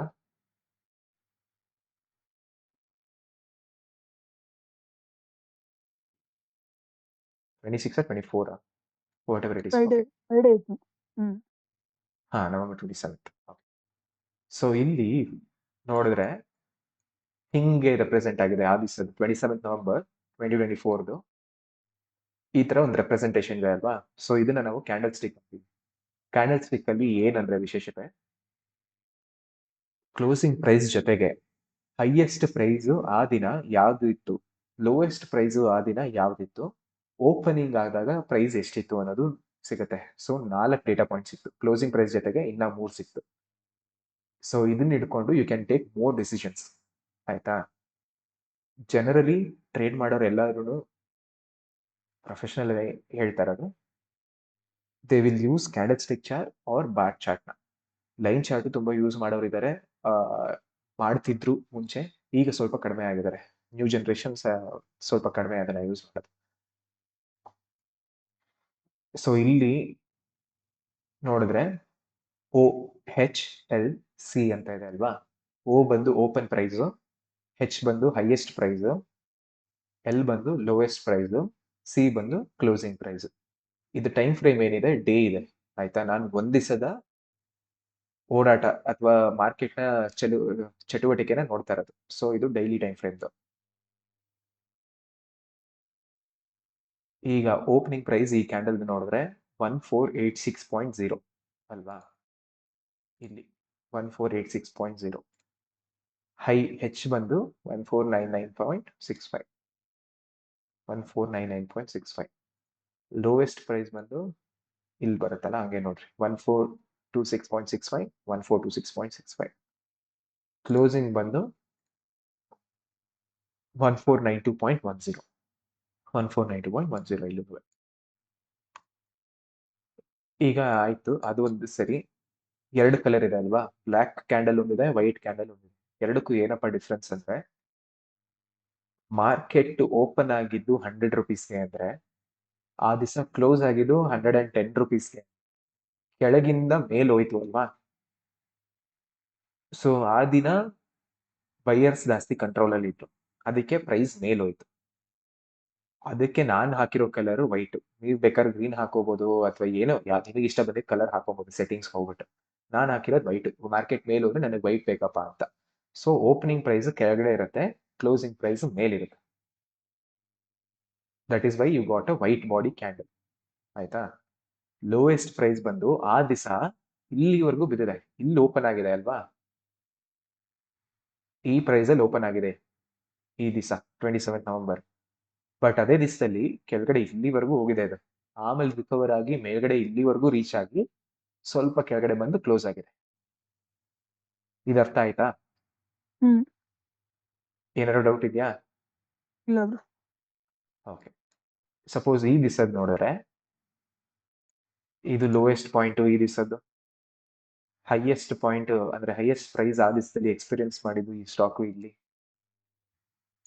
ಇಲ್ಲಿ ಓಪನ್ ಆಯ್ತು. ಯಾಕೆ ಇಲ್ಲಿ ಓಪನ್ ಆಯ್ತು ಅಂದ್ರೆ, ಇವಾಗ ವೈಟ್ ಕ್ಯಾಂಡಲ್ ಬರ್ಬೇಕಾದ್ರೆ ಏನಂದ್ರೆ ಓಪನಿಂಗ್ ಕೆಳಗಡೆ ಇರಬೇಕು, ಕ್ಲೋಸಿಂಗ್ ಮೇಲಿರಬೇಕು. ಅವಾಗ ಬೈಯರ್ಸ್ ಕಂಟ್ರೋಲ್ ಅಲ್ಲಿ ಇದ್ರು ಆ ದಿವಸಕ್ಕೆ ಅಂತ. ಸೊ ನಾನು ಅದನ್ನ ರೆಪ್ರೆಸೆಂಟ್ ಮಾಡ್ತಿರೋದು ವೈಟ್ ಕ್ಯಾಂಡಲ್ ಅಲ್ಲಿ. ಅದು ಬ್ಲಾಕ್ ಕ್ಯಾಂಡಲ್ ಆಗ್ಬೇಕು ಅಂದ್ರೆ ಅದು ಉಲ್ಟಾ ಇರಬೇಕು. ಏನು ಅರ್ಥ? ಓಪನಿಂಗು ಮೇಲಾಯ್ತು ಬಟ್ ಕ್ಲೋಸ್ ಆಗಿದ್ದು ಮಾರ್ಕೆಟ್ ಕೆಳಗಡೆ ಅಂತ. ಓಪನಿಂಗು ಕ್ಲೋಸು ಅಂದ್ರೆ ಏನು ಅಂದ್ರೆ, ಈಗ ಮಾರ್ಕೆಟ್ ದಿವಸ ಓಪನ್ ಆಗೋದು 9:15 9:08 ಆರ್ಡರ್ ಪ್ಲೇಸ್ ಮಾಡ್ಬೋದು, ಬಟ್ ಎಕ್ಸಿಕ್ಯೂಟ್ ಆಗಿ ಸ್ಟಾರ್ಟ್ ಆಗೋದು ಟ್ರೇಡಿಂಗ್ ಎಲ್ಲ 9:15ಗೆ. ಓಕೆನಾ? 9:15 to 3:30 ಮಾರ್ಕೆಟ್ ಕ್ಲೋಸ್ ಆಗೋದು 3:30ಗೆ, ಮಾರ್ಕೆಟ್ ಓಪನ್ ಆಗೋದು 9:15ಗೆ. ಸೊ ಈ ದಿವಸ ಮಾರ್ಕೆಟ್ ಓಪನ್ ಆಗಿದ್ದು ಈ ಪ್ರೈಸ್ಗೆ, 3:30ಗೆ ಕ್ಲೋಸ್ ಆಗಿದ್ದು ಈ ಪ್ರೈಸ್ಗೆ. In between highest price experience ಆಗಿದ್ದು ಇಷ್ಟು, ಲೋಯೆಸ್ಟ್ ಪ್ರೈಸ್ ಎಕ್ಸ್ಪೀರಿಯನ್ಸ್ ಆಗಿದ್ದು ಇಷ್ಟು. ಈ ದಿವಸ ಬ್ಲ್ಯಾಕ್ ಕ್ಯಾಂಡಲ್ ಏನಕ್ಕೆ ಆಯ್ತು ಅಂದ್ರೆ, ಬ್ಲ್ಯಾಕ್ ಬಾಡಿ ಇರೋದು ಏನಕ್ಕೆ ಅಂದ್ರೆ, ಮೇಲ್ಗಡೆ ಓಪನ್ ಆಯ್ತು ಬಟ್ ಲಾಸ್ಟ್ ಕ್ಲೋಸಿಂಗ್ ಟೈಮ್ ಅಲ್ಲಿ ಕೆಳಗಡೆ ಬಂದು ಕ್ಲೋಸ್ ಆಗಿದೆ. ಅಂದ್ರೆ ಸೆಲ್ಲರ್ಸ್ ಕಂಟ್ರೋಲ್ ಅಲ್ಲಿ ಇದ್ರು. ಓಕೆನಾ? ಸೆಲ್ಲಿಂಗ್ ಪ್ರೆಷರ್ ಜಾಸ್ತಿ ಇತ್ತು, ಸೊ ಕೆಳಗಡೆ ಬಂತು. ಇದೆರಡು ಕ್ಲಿಯರ್ ಆಯ್ತಾ? ಬ್ಲ್ಯಾಕ್ ಯಾವ್ದಕ್ಕೆ, ವೈಟ್ ಯಾವ್ದಕ್ಕೆ ಅಂತ. ಓಕೆ, ಈಗ 100 ಓಪನ್ ಆಯ್ತು, ಅದಕ್ಕಿಂತ ಕಮ್ಮಿ ಕ್ಲೋಸ್ ಆದ್ರೆ ಅದು ಕ್ಲೋಸಿಂಗು ಬ್ಲ್ಯಾಕ್ ಬಾಡಿ ಬ್ಲಾಕ್ ಆಗುತ್ತಾ? ಹೌದು. ಆ ಕಲರ್ ಬೇಕಾದ್ರೆ ರೆಡ್ ಹಾಕೊಂಡ್ಬಿಟ್ಟು ಇದನ್ನ ಮೇಲ್ಗಡೆ ಹೋಗ್ತಿರೋ ಬುಲಿಶ್ ಕ್ಯಾಂಡಲ್ಗೆ, ಅಂದ್ರೆ ಬುಲಿಶ್ ಕ್ಯಾಂಡಲ್ ಅಂದ್ರೆ ಏನಂದ್ರೆ ಬಯರ್ಸ್ ಕಂಟ್ರೋಲ್ ಇರೋದಕ್ಕೆ ಬುಲಿಶ್ ಅಂತಾರೆ, ಸೆಲ್ಲರ್ಸ್ ಕಂಟ್ರೋಲ್ ಇರೋದಕ್ಕೆ ಬೇರಿಶ್ ಅಂತಾರೆ. ಅಷ್ಟೇ, ಇನ್ನೇನಿಲ್ಲ. ಸುಮ್ಮನೆ ಫ್ಯಾನ್ಸಿ ಟರ್ಮ್ ಅದು. ಈಗ ನೀವು ಐ ಟಿ ಯೂಸ್ ಮಾಡ್ತಿರಲ್ಲ ನಾಲೆಜ್ ಟ್ರಾನ್ಸ್ಫರ್ಗೆ KT ಅಂದ್ಕೊಂಡು ಅದು ಫ್ಯಾನ್ಸಿಫೈ ಮಾಡೋದು, ಸೇಮ್ ವೇ ಅವರು ಫ್ಯಾನ್ಸಿಫೈ ಮಾಡ್ತಾರೆ ಅಷ್ಟೇ. ಏನು ಬೇಕಾಗಿದ್ದು ಕರಿಬೋದು, ನಿಮ್ಗೆ ಇಷ್ಟ ಬಂದ್ರೆ ಕರಿಬೋದು. ಸೊ ಇದು ಕ್ಲಿಯರ್ ಆಯ್ತಾ? 4 ಡೇಟಾ ಪಾಯಿಂಟ್. ಆ 4 ಡೇಟಾ ಪಾಯಿಂಟ್ ಏನಕ್ಕೆ ಇಂಪಾರ್ಟೆಂಟ್? ಯಾಕೆ ಇವಾಗ ಲೈನ್ ಚಾರ್ಟ್ ಅಲ್ಲಿ ಬರೀ ಕ್ಲೋಸಿಂಗ್ ಪ್ರೈಸ್ ಕೊಡ್ತಿತ್ತು, ನನಗೆ ಆ ದಿವಸದ ಪೂರ್ತಿ ಪ್ರೈಸ್ ಆಕ್ಷನ್ ಗೊತ್ತಿರಲಿಲ್ಲ. ಪ್ರೈಸ್ ಆಕ್ಷನ್ ಅಂದ್ರೆ ಪ್ರೈಸು ಹೆಂಗೆ ಮೂವ್ಮೆಂಟ್ ಆಯ್ತು ಅಷ್ಟೇ. ಪ್ರೈಸ್ ಆಕ್ಷನ್ ಅಂದ್ರೆ ಕಾಂಪ್ಲೆಕ್ಸ್ ಆಗಿ ಏನೋ ಡಿಫೈನ್ ಮಾಡೋದು ಬೇಡ. ಪ್ರೈಸ್ ಆಕ್ಷನ್ ಅಂದ್ರೆ ಪ್ರೈಸ್ ಹೆಂಗೆ ಮೂವ್ಮೆಂಟ್ ಆಗಿದೆ ಅಷ್ಟೇ. ಆ ದಿವಸದ್ದು ನೋಡ್ತಿರ್ಬೋದು, ಆ ವಾರದ್ದು ನೋಡ್ತಿರ್ಬೋದು, ಅಥವಾ ಇಷ್ಟು ದಿವಸದ್ದು ನೋಡ್ತಿರ್ಬೋದು. ಪ್ರೈಸ್ ಆಕ್ಷನ್ ಅಲ್ಲಿ ಅದು ಸೆಟಪ್ಸ್ ಮೇಲೆ, ಸಿಸ್ಟಮ್ಸ್ ಮೇಲೆ ಡಿಪೆಂಡ್ ಆಗುತ್ತೆ. ಬಟ್ ಫಾರ್ ನಾವು ಪ್ರೈಸ್ ಆಕ್ಷನ್ ಅಂದ್ರೆ ಅಷ್ಟೇ, ಪ್ರೈಸ್ ಹೆಂಗೆ ಮೂವ್ ಆಗ್ತಿದೆ ಅದನ್ನ ಸ್ಟಡಿ ಮಾಡೋದ್ರೆ ಪ್ರೈಸ್ ಆಕ್ಷನ್ ಅಷ್ಟೇ. ಸೊ ಇಲ್ಲಿವರೆಗೂ ಅರ್ಥ ಆಯ್ತಾ? ಈಗ ನೆಕ್ಸ್ಟ್ ಇಂಡಿಕೇಟರ್ಸ್ ಅಂತ ಬರುತ್ತೆ. ಇಂಡಿಕೇಟರ್ಸ್ ಅಂದ್ರೆ ಏನು ಅಂದ್ರೆ, it is supposed to help you to take decisions based on price action. Price action ಏನು, ಪ್ರೈಸ್ ಹೆಂಗ್ ಮೂವ್ ಆಗ್ತಿದೆ ಅನ್ನೋದನ್ನ ನೋಡೋದು. ಇವಾಗ ಸಪೋಸ್ ಹೊಸದಾಗಿ ಇಂಟ್ರೊಡ್ಯೂಸ್ ಆಗಿದ್ರ ಮಾರ್ಕೆಟ್ಗೆ, ನೀವು ವಾಂಟ್ ಟು ಟ್ರೇಡ್. ಮುಂಚೆ ಏನಾಗ್ತಿತ್ತು, ತುಂಬಾ ಇಂಡಿಕೇಟರ್ಸ್ ಹಾಕ್ತಿರೋರು. ಒಂದ್ 5-10 ಹಾಕ್ಬಿಟ್ಟು, ಓ ಇದೆಲ್ಲ ಕನ್ಫರ್ಮ್ ಅಂದ್ರೆ ನಾನು ಟ್ರೇಡ್ ತಗೋತೀನಪ್ಪ, ಇಲ್ಲಾಂದ್ರೆ ಇಲ್ಲ ಅನ್ನೋರು. ಅಥವಾ ಇದಿಷ್ಟರಲ್ಲಿ ಯಾವ್ದಾದ್ರು ಒಂದ್ 5 ಕನ್ಫರ್ಮ್ ಆದ್ರೆ ನಾನು ತಗೊಂತೀನಪ್ಪ ಅನ್ನೋರು. ಅವ್ರದೇ ಒಂದು ಕನ್ಫರ್ಮೇಶನ್ ಕ್ರೈಟೀರಿಯಾ ಇರುತ್ತೆ, ಆ ಕ್ರೈಟೀರಿಯಾ ಮೀಟ್ ಆದ್ರೆ ತಗೊಂತೀನಿ ಅಂತ. ಬಟ್ ಎಲ್ಲದಕ್ಕೂ ಪ್ರಾಬ್ಲಮ್ ಏನಂದ್ರೆ, ಇಂಡಿಕೇಟರ್ಗೆ it is always lagging. Lagging ಅಂದ್ರೆ ಪ್ರೈಸ್ ಮೂವ್ಮೆಂಟ್ ಈ ಕ್ಷಣದಲ್ಲಿ ಗೊತ್ತಾಗ್ತದೆ ಎಲ್ಲರಿಗೂ, ಆಯ್ತಾ? ಅದನ್ನ ರೀಡ್ ಮಾಡೋಕ್ಕೆ ಕಲಿಯೋಕ್ಕೆ ಟೈಮ್ ಬೇಕು, ಇಲ್ಲ ಅಂತಲ್ಲ. It may take you 1 year 2 year to just understand how to read. ಅರ್ಥ ಆಗುತ್ತೆ, ಥಿಯರಿ ಅರ್ಥ ಆಗುತ್ತೆ, ಬಟ್ ಅದನ್ನ ಲೈವ್ ಆಗಿ ಆಗ್ತಿರ್ಬೇಕಾದ್ರೆ ನಿಮ್ಗೆ ಅರ್ಥ ಆಗ್ಬೇಕಲ್ಲ. ನಾನು ಹೇಳ್ಕೊಡ್ತಿರ್ತೀನಿ ಸರಿ, ಅದು ಅರ್ಥ ಆಗುತ್ತೆ ಸರಿ, but you should be able to do it on your own ಅಲ್ಲ. Unless you are able to do it on your own, ಏನ್ ಬಂತು ಯೂಸೇ ಇಲ್ವಲ್ಲ. ಸೊ ಅದಕ್ಕೆ ಮೇ ಬಿ 1 year 2 year ತಗೋಬಹುದು. ತಿರ್ಗಾ ಅದಾದ್ಮೇಲೆ for you to start earning maybe 1 year or 2 year. ಕೆಲವೊಬ್ರಿಗೆ ಏನಾಗುತ್ತೆ, ಅದನ್ನ 6 ತಿಂಗಳಲ್ಲೇ ಎಲ್ಲ ಕಲ್ತ್ಕೊಂತಾರೆ, ಎಲ್ಲ ಅರ್ನ್ ಮಾಡೋಕ್ಕೂ ಸ್ಟಾರ್ಟ್ ಮಾಡ್ತಾರೆ, ಇಲ್ಲ ಅಂತ ಹೇಳ್ತಾ ಇಲ್ಲ. ಕೆಲವೊಬ್ರಿಗೆ ಜಾಸ್ತಿ ಆಗುತ್ತೆ, ಕೆಲವ್ರಿಗೆ 5-6 ವರ್ಷ ಆಗುತ್ತೆ, ಕೆಲವ್ರಿಗೆ 2 ವರ್ಷ ಆಗುತ್ತೆ, ಕೆಲವ್ರಿಗೆ 1 ವರ್ಷ ಆಗುತ್ತೆ. ಯಾರು ಎಷ್ಟು ಅಂತ ಹೇಳಕ್ಕಾಗಲ್ಲ, ಬಿಕಾಸ್ ಅವ್ರದೇ ಲರ್ನಿಂಗ್ ಫೇಸ್ ಇರುತ್ತೆ, ಮತ್ತು ಅವ್ರದೇ ಒಂದು ಇದು. ಹೆಂಗೆ ಅಂದ್ರೆ, ಇವಾಗ ಎಲ್ಲರೂ ಸೇರ್ಕೊಂಡು ಫುಟ್ಬಾಲ್ ಆಡ್ತಿದೀವಿ, ನಾನು ಕೋಚ್. ನಾನು ಎಲ್ಲರಿಗೂ ಸೇಮೇ ಹೇಳ್ಕೊಡ್ತೀನಿ. ಮೇ ಬಿ ಎಲ್ಲರೂ ಫಾರ್ವರ್ಡ್ ಇದ್ದಾರೆ, ಎಲ್ಲರಿಗೂ ಸೇಮ್ ಗೇಮ್ ಪ್ಲೇನೇ ಹೇಳ್ತಾ ಇದೀನಿ ನಾನು, ಆಯ್ತಾ? ಎಲ್ಲರೂ ಲೆಫ್ಟ್ ವಿಂಗರ್ಸೇ, ನೀವು ಇರೋರು ಎಲ್ಲರೂ ಲೆಫ್ಟ್ ವಿಂಗರ್ಸ್ ಅನ್ಕೊಳ್ಳಿ, ನಾನು ಎಲ್ಲರಿಗೂ ಅದನ್ನೇ ಹೇಳ್ಕೊಡ್ತಾ ಇದೀನಿ. But the way you use it and apply it, ಪ್ರತಿಯೊಬ್ರದ್ದು ಡಿಫ್ರೆಂಟ್ ಆಗಿ ಅಪ್ಲೈ ಮಾಡ್ತೀರಾ. ಥಿಯರಿ ಸೇಮೇ, ಸಿಸ್ಟಮ್ ಸೇಮೇ, ಎಲ್ಲ ಸೇಮೇ, ಬಟ್ ಇಂಡಿವಿಜುವಾಲಿಟಿ ಅಲ್ಲಿ ಯಾವಾಗ ಬರುತ್ತೆ? ನಾನು ಹೇಳ್ಕೊಟ್ಟಿದ ತಕ್ಷಣ ಬರುತ್ತಾ? ಇಲ್ಲ. ನಾನು ಹೇಳ್ಕೊಟ್ಟಾಗ ಏನ್ ಮಾಡ್ತೀರಾ, ನಾನು ಏನ್ ಹೇಳ್ಕೊಡ್ತೀನೋ ಅದನ್ನೇ ಪಾಲನೆ ಮಾಡ್ತೀರಾ, ಅದೇ ಅರ್ಥ ಆಗ ನಿಮಗೆ, ಅದನ್ನ ಬಿಟ್ಟು ಏನೂ ಅರ್ಥ ಆಗಲ್ಲ. ಬಟ್ ಯುವರ್ ಪರ್ಸನಾಲಿಟಿ ಹೆಂಗೆ ಏನ್ ಚೇಂಜ್ ಆಗ್ತದೆ ಅನ್ನೋದು ಗೊತ್ತಾಗೋದಕ್ಕೆ ಟೈಮ್ ಬೇಕು. Because it's a personal thing. Stock market it's subjective. ಎಲ್ಲರಿಗೂ ಜನರಿಕ್ ಆಗಿ ಹೇಳಕ್ಕಾಗಲ್ಲ ಹಿಂಗೆ ಮಾಡ್ಬೇಕು ಹಂಗೆ ಮಾಡ್ಬೇಕು ಅಂತ. ಸೊ ನಾನು ಏನೇನು ಆಪ್ಷನ್ಸ್ ಇದೆಯೋ ಅದೆಲ್ಲ ಕೊಡ್ತೀನಿ. ಆಸ್ ಯು ಗ್ರೋ ನಿಮಗೆ ಯಾವ್ದು ಬೇಕೋ ಅದನ್ನ ಅಡಾಪ್ಟ್ ಮಾಡ್ಕೊಳ್ಳಿ ಅಷ್ಟೇ. ಓಕೆನಾ? ಈಗ ಇಂಡಿಕೇಟರ್ಸ್ ಯಾಕೆ ಲ್ಯಾಗಿಂಗ್ ಅಂದ್ರೆ ಎವ್ರಿಥಿಂಗ್ ಎಲ್ಲ ಮ್ಯಾಥಮೆಟಿಕಲ್ಲಿ ಇವಾಗ for example 20 day moving average ಅಂತ ಬರುತ್ತೆ. 20 ಡೇ ಅಂದ್ರೆ ಟೈಮ್ ಫ್ರೇಮು ಡೇ ಆಯ್ತು. 20 ಅಂದ್ರೆ 20 ದಿವಸಗಳು. ಮೂವಿಂಗ್ ಆವ್ರೇಜ್, ನಾರ್ಮಲ್ ಆವ್ರೇಜ್, ಅದನ್ನ ಮೂವಿಂಗ್ ಆವ್ರೇಜ್ ಅಂತ ಕರೆದಿದ್ದಾರೆ. ಅಂದ್ರೇನು, ಸಪೋಸ್ ನಾನು 20 ದಿವಸ ಇಲ್ಲಿದ್ದೀವಿ ಆಯ್ತಾ, ಇದೇ ಕರೆಂಟ್ ಡೇ, ಯಾವುದು 4th ಡಿಸೆಂಬರ್ 2024. ಇದ್ ಮುಂದೆ ಏನೂ ಆಗಿಲ್ಲ, ನಾವಿರೋದೇ ಇವತ್ತಿಲ್ಲಿ ಅಂತ ಇಟ್ಕೊಳ್ಳಿ. ಇಲ್ಲಿ ನಾನೇನೋ ಒಂದು ಇಂಡಿಕೇಟರ್ ಹಾಕೊಂಡಿದ್ದೀನಿ. ಯಾವ್ದು ಇಂಡಿಕೇಟರು? 20 ಡೇ ಮೂವಿಂಗ್ ಆವ್ರೇಜ್ ಅನ್ನೋದು. ಅದೇನ್ ಮಾಡುತ್ತೆ, ಈ ಕ್ಯಾಂಡಲ್ನ ಬಿಟ್ಟು 1 2 3 4 5 6 7 8 ಲಾಸ್ಟ್ 20 ಕ್ಯಾಂಡಲ್ಸ್ ಕ್ಲೋಸಿಂಗ್ ಪ್ರೈಸ್ ನ ತಗೊಂಡು, ಅಥವಾ ನೀವು ಸೆಟ್ಟಿಂಗ್ಸ್ ಅಲ್ಲಿ ಚೇಂಜ್ ಮಾಡಿದ್ರೆ ಓಪನಿಂಗ್ ಆಗ್ಬೋದು, ಹೈ ಆಗ್ಬೋದು, ಲೋ ಆಗ್ಬೋದು, ಅದನ್ನ ಮಾಡಬಹುದು. But generally it will be in default closing price. ಆಯ್ತಾ? ಆ 20 ದಿವಸದ್ದು ಕ್ಲೋಸಿಂಗ್ ಪ್ರೈಸ್ ನ ತಗೊಂಡು ಆವ್ರೇಜ್ ಮಾಡಿ ಒಂದು ಲೈನ್ ನ ಅಂದ್ರೆ ಕರ್ವ್ ನ ಡ್ರಾ ಮಾಡುತ್ತೆ. ಓಕೆನಾ? ಆ ಕರ್ವ್ ಏನಂದ್ರೆ ಅದ್ರ ಮೇಲ್ಗಡೆ ಇದ್ರೆ ಪ್ರೈಸ್ ಇಲ್ಲಿದೆ ಅಲ್ವಾ, ಕರ್ವ್ ಎಲ್ಲೋ ಇಲ್ಲಿಗೆ ಬಂತು ಅಂತ ಇಟ್ಕೊಳ್ಳಿ, ಹಿಂಗೋಗಿ ಹಿಂಗೆ. ಓಕೆನಾ? ಸೊ ಆ 20 ಡೇ ಮೂವಿಂಗ್ ಆವರೇಜ್ ಗಿಂತ ಪ್ರೈಸ್ ಮೇಲಿರಕ್ಕೆ okay buyers are in control overall during the 20 days ಅಂತ ಅನ್ಕೊಬಹುದು. ಸಪೋಸ್ ಪ್ರೈಸ್ ಆ ಕರ್ವ್ 20 ಡೇ ಮೂವಿಂಗ್ ಆವರೇಜ್ ಗಿಂತ ಕೆಳಗಡೆ ಇದ್ರೆ, ಓ ಇಲ್ಲ, ಇಲ್ಲಿ ಬೈಯರ್ಸ್ ಎಲ್ಲ ಕಂಟ್ರೋಲ್ ಇರೋದು, 20 ಡೇಸ್ ಅಲ್ಲಿ ಆವರೇಜ್ ನೋಡಿದಾಗ ನನಗೆ ಬೇರ್ಸ್ ಕಂಟ್ರೋಲ್ ಇದಾರೆ ಅನ್ಸುತ್ತೆ ಅಂತ ಅನ್ಕೊಬಹುದು. ಆಯ್ತಾ? ಸೊ ಇದು ಒಂದು ಇಂಡಿಕೇಟರ್. ಇದೇ ತರ ಸ್ಟಾಕಾಸ್ಟಿಕ್ಸ್ ಇಲ್ಲಿ ಇಫ್ ಯು ಸಿ ಇಷ್ಟೊಂದು ಇಂಡಿಕೇಟರ್ಸ್ ಇದೆ. ಸೊ ಎಲ್ಲದನ್ನು ಮ್ಯಾಥಮೆಟಿಕಲ್ ಮಾಡೆಲೇ, ಯಾವುದೋ ಒಂದು ಮ್ಯಾಥಮೆಟಿಕಲ್ ಮಾಡೆಲ್ ಮೇಲೆ ಮಾಡಿರೋದು, ಯಾವುದು ಸುಮ್ಮನೆ ಮಾಡಿಲ್ಲ. ಅಂಡ್ ಮ್ಯಾಥಮೆಟಿಕಲ್ ಮಾಡೆಲ್ ಬೇಕಾಗಿರೋದು ಯೂಸ್ ಮಾಡೋದೇನವರು ಓಪನ್, ಹೈ, ಲೋ, ಕ್ಲೋಸ್, ಅದೇ 4 ಡೇಟಾ ಪಾಯಿಂಟ್ಸ್. ಸೊ ಯಾವಾಗ್ಲೂ they will be lagging behind the price action. ಓಕೆನಾ? ಸಪೋರ್ಟಿಂಗ್ ಯೂಸ್ ಮಾಡ್ಬೋದು, ಅರ್ಥ ಮಾಡ್ಕೊಳ್ಳೋಕೆ visually it may take time. ಯಾಕೆ ಅಂದ್ರೆ ಇದು ಮೆಮೊರಿ ಆಗ್ಬೇಕಲ್ವಾ, ಏನೇ ಹೇಳ್ಕೊಟ್ರು ನಿಮ್ಗೆ ರಿಜಿಸ್ಟರ್ ಆಗಿ ಮೆಮೊರಿ ಆಗಿ ಟೈಮ್ ಬೇಕು.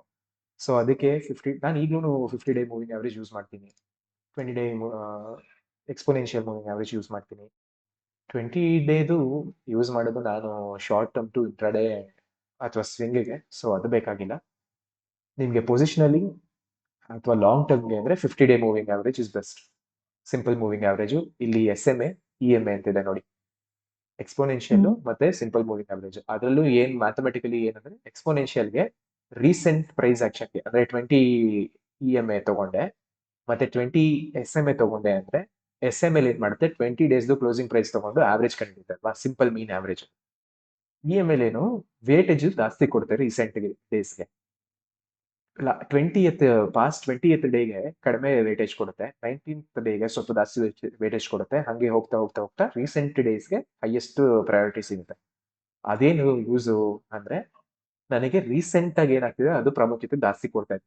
ಅದೇ ನನಗೆ ಬೇಕಂದ್ರೆ ಅದನ್ನ EMA ಹಾಕೊಂತೀನಿ. ಇಲ್ಲ ನನಗೇನು ಬೇಡಪ್ಪ, ನನಗೆ ಬೇಕಾಗಿರೋದು 20 ಡೇಸ್ ಅಲ್ಲಿ ಆವರೇಜ್ ಎಷ್ಟು ಅಂದ್ರೆ ಸಿಂಪಲ್ ಮೂವಿಂಗ್ ಆವರೇಜ್ ಹಾಕೋತೀನಿ. RSI ಬರುತ್ತೆ, MACD ಬರುತ್ತೆ, ಎಷ್ಟೊಂದು ಸ್ಟಾಕಾಸ್ಟಿಕ್ಸ್ ಆಗ್ಲೇ ತೋರಿಸಿದ್ನಲ್ಲ, ಎಷ್ಟೊಂದು ಬೇಕಾದ್ರೆ ನೀವೇ ಇಂಡಿಕೇಟರ್ಸ್ ಮಾಡಬಹುದು ಆ ತರ. ಸೊ ಈಗ ಪ್ರಿಡಾಮಿನೆಂಟ್ಲಿ ಪೊಸಿಷನಲ್ ಟ್ರೇಡಿಂಗ್ ಯೂಸ್ ಮಾಡೋದು volume, simple moving average, period ಬಂದು 50 ಡೇಸ್ ಅಂದ್ರೆ ಲಾಸ್ಟ್ ಕಳೆದ 50 ಡೇಸ್ ನೋಡ್ತೀನಿ ನಾನು. ಓಕೆನಾ? ಆ 50 ಡೇ ಹೇಳ್ತಾ ಇರೋದು, day is important. Weekly time frame ಬಂದ್ರೆ ಅದನ್ನ ನಾನು 30 ಚೇಂಜ್ ಮಾಡ್ತೀನಿ. ಯಾಕೆ 30 ಸಿಮಿಲರ್ ಆಗುತ್ತೆ, ನಂಬರ್ ಆಫ್ ಟ್ರೇಡಿಂಗ್ ಡೇಸ್ ಮತ್ತೆ 30 ವೀಕ್ಸ್ಗೂ ಸೇಮ್ ಆಗುತ್ತೆ. ಹಾಲಿಡೇಸ್ ಎಲ್ಲ ಬರುತ್ತಲ್ವಾ ವೀಕಲ್ಲಿ, ಸಾಟರ್ಡೆ ಸಂಡೇ ಹಾಲಿಡೇ. ಸೊ ವೀಕಲ್ಲಿ 1 ವೀಕ್ ಯಾರು ಲೆಕ್ಕಾಚಾರ. ಸೊ 30 ವೀಕ್ ಅಲ್ಲಿ ಹಾಲಿಡೇಸ್ ಲೆಕ್ಕ ಹಾಕಿದ್ರೆ ಸೇಮ್ ಆಗುತ್ತೆ 50 ಡೇಸ್. ಓಕೆನಾ? ಈಗ ಇನ್ನೊಂದೇನಿಲ್ಲಿ ಕೆಳಗಡೆ ಇರೋದು ರಿಲೇಟಿವ್ ಸ್ಟ್ರೆಂತ್ ಅಂತ, RS ಅಂತ ಇದೆ ನೋಡಿ. ಮ್ಯಾನಿಫೀಲ್ಡ್ ಕ್ರಿಯೇಟ್ ಮಾಡಿದ ಪರ್ಸನ್ ಅದನ್ನ ಬಿಡಿ. ಆರ್ ಎಸ್ ಅಂದ್ರೆ ರಿಲೇಟಿವ್ ಸ್ಟ್ರೆಂತ್ ಏನು ಅಂತ ಹೇಳ್ತೀನಿ. It is a bit more complex concept, ಹೋಗ್ತಾ ಹೋಗ್ತಾ ಹೇಳ್ತೀನಿ. ಬಟ್ ಏನು ಯೂಸ್ ಮಾಡೋದು? ಮೂರೇ ಇಂಡಿಕೇಟರ್. ಯಾವುದು? Volume, simple moving average, weekly time frame ಅಲ್ಲಿ ಅಂದ್ರೆ ನಾನು 30 ನೋಡ್ತೀನಿ, ಡೈಲಿ ಟೈಮ್ ಫ್ರೇಮ್ ಅಲ್ಲಿ ಅಂದ್ರೆ 50 ನೋಡ್ತೀನಿ. ಓಕೆನಾ? ಅಂಡ್ ರಿಲೇಟಿವ್ ಸ್ಟ್ರೆಂತ್, ಈ ಮೂರೇ ಇಂಡಿಕೇಟರ್ ಸಾಕು. ಅಂಡ್ ಬೇಸಿಕ್ಸ್ ಪ್ಯಾಟರ್ನ್ ರೆಕಗ್ನಿಷನ್ ಅರ್ಥ ಆಗ್ಬೇಕು. ಓಕೆನಾ? ಸೊ ಇಲ್ಲಿವರೆಗೂ ಎಲ್ಲರಿಗೂ ಅರ್ಥ ಆಯ್ತಾ ಏನು ಅಂತ? ಆಗ್ರಿ.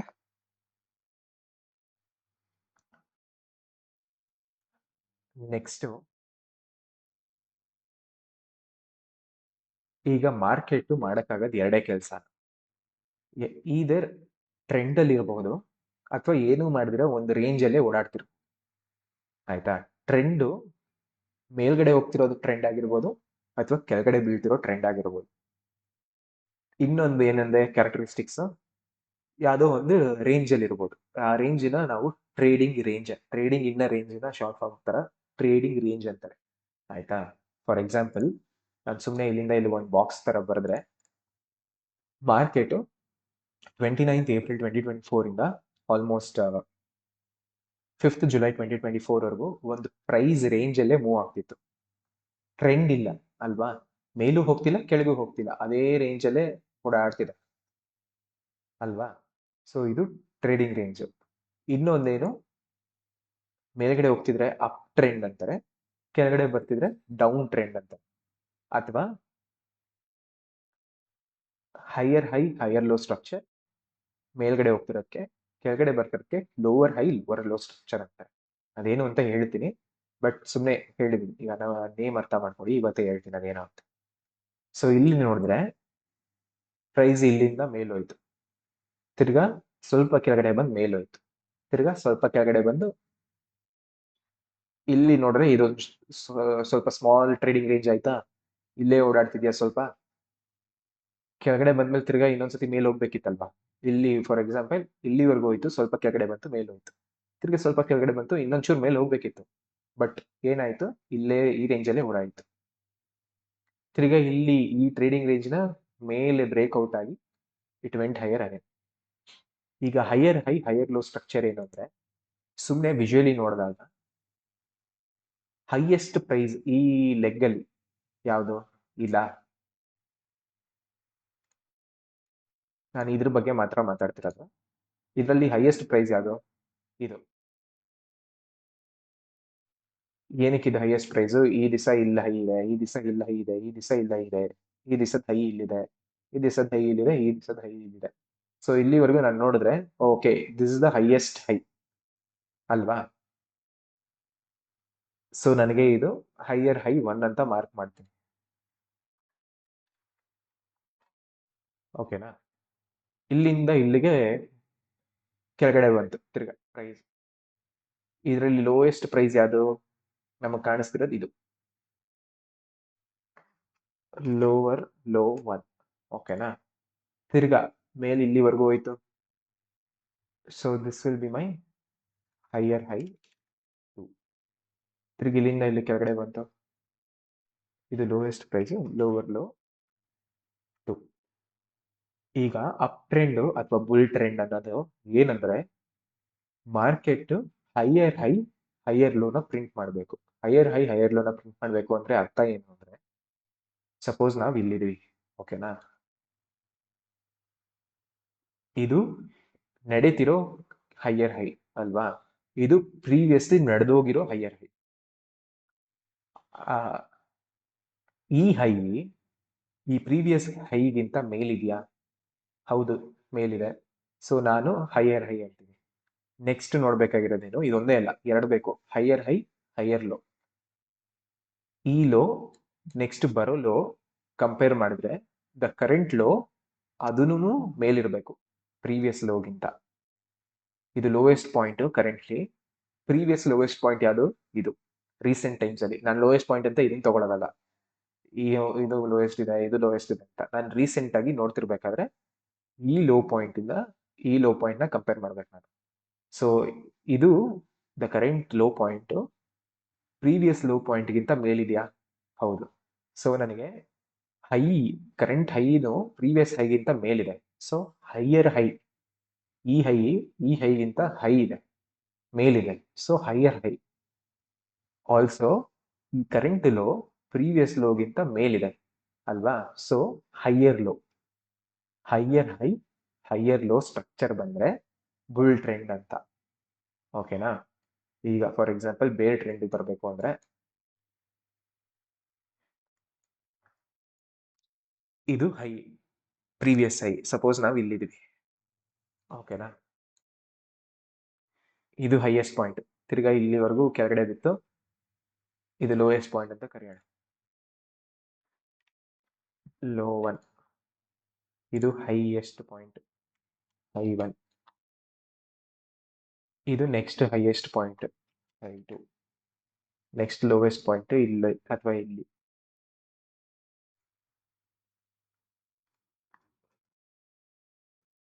ಓಕೆ, ಇಲ್ಲಿ ಏನಾಗ್ತಿದೆ? High, current high. ಈ ಕರೆಂಟ್ ಹೈಗೆ H2 ಅಂತ ನೇಮ್ ಮಾಡಿದ್ದೀನಿ. ಸೊ ಈ H2 ಪ್ರೈಸ್ ಕಂಪೇರ್ ಮಾಡಿದ್ರೆ H1 ಕೆಳಗಿದ್ಯಾ? ಸಾರಿ, H2 ಕೆಳಗಿದ್ಯಾ H1 ಗಿಂತ? So H2 is lower than H1. Current high is lower than the previous high. So lower high. Okay, next to low ಬರೋಣ. Current low is also lower than the previous low. ಈ current low previous ಲೋಗಿಂತನೂ ಕೆಳಗಿದೆ. So ಇದು lower low. Current low is lower than the previous low. ಈ ನಮ್ಮ current low ಹಿಂದಿನ ಲೋಗಿಂತ ಕೆಳಗಿದೆ. So lower high, lower low, lower high, lower low. ಆಯ್ತಾ? ಅದೇ ಬುಲ್ಲಿಶಿಗೆ ಬಂದಾಗ ಏನಾಯ್ತು? Higher high, higher low, higher high, higher low. ಇದೇನಾಗ್ತಿದೆ? Lower high, lower low. ಹಿಂಗಿಂಗ್ ಓಡಾಡ್ತಿದೆ. ಸುಮ್ಮನೆ ನಾನು ಮಾರ್ಕ್ ಮಾಡ್ಬೇಕಂದ್ರೆ ಪ್ರೈಸ್ ಇಲ್ಲಿಂದ ಇಲ್ಲಿಗೆ ಬಂತು, ತಿರ್ಗಾ ಮೇಲೆ ಹೋಯ್ತು, ಇಲ್ಲಿಗೆ ಬಂತು, ತಿರ್ಗಾ ಮೇಲೆ ಹೋಯ್ತು, ತಿರ್ಗಾ ಹಿಂಗ್ ಬಂತು ಅಲ್ವಾ?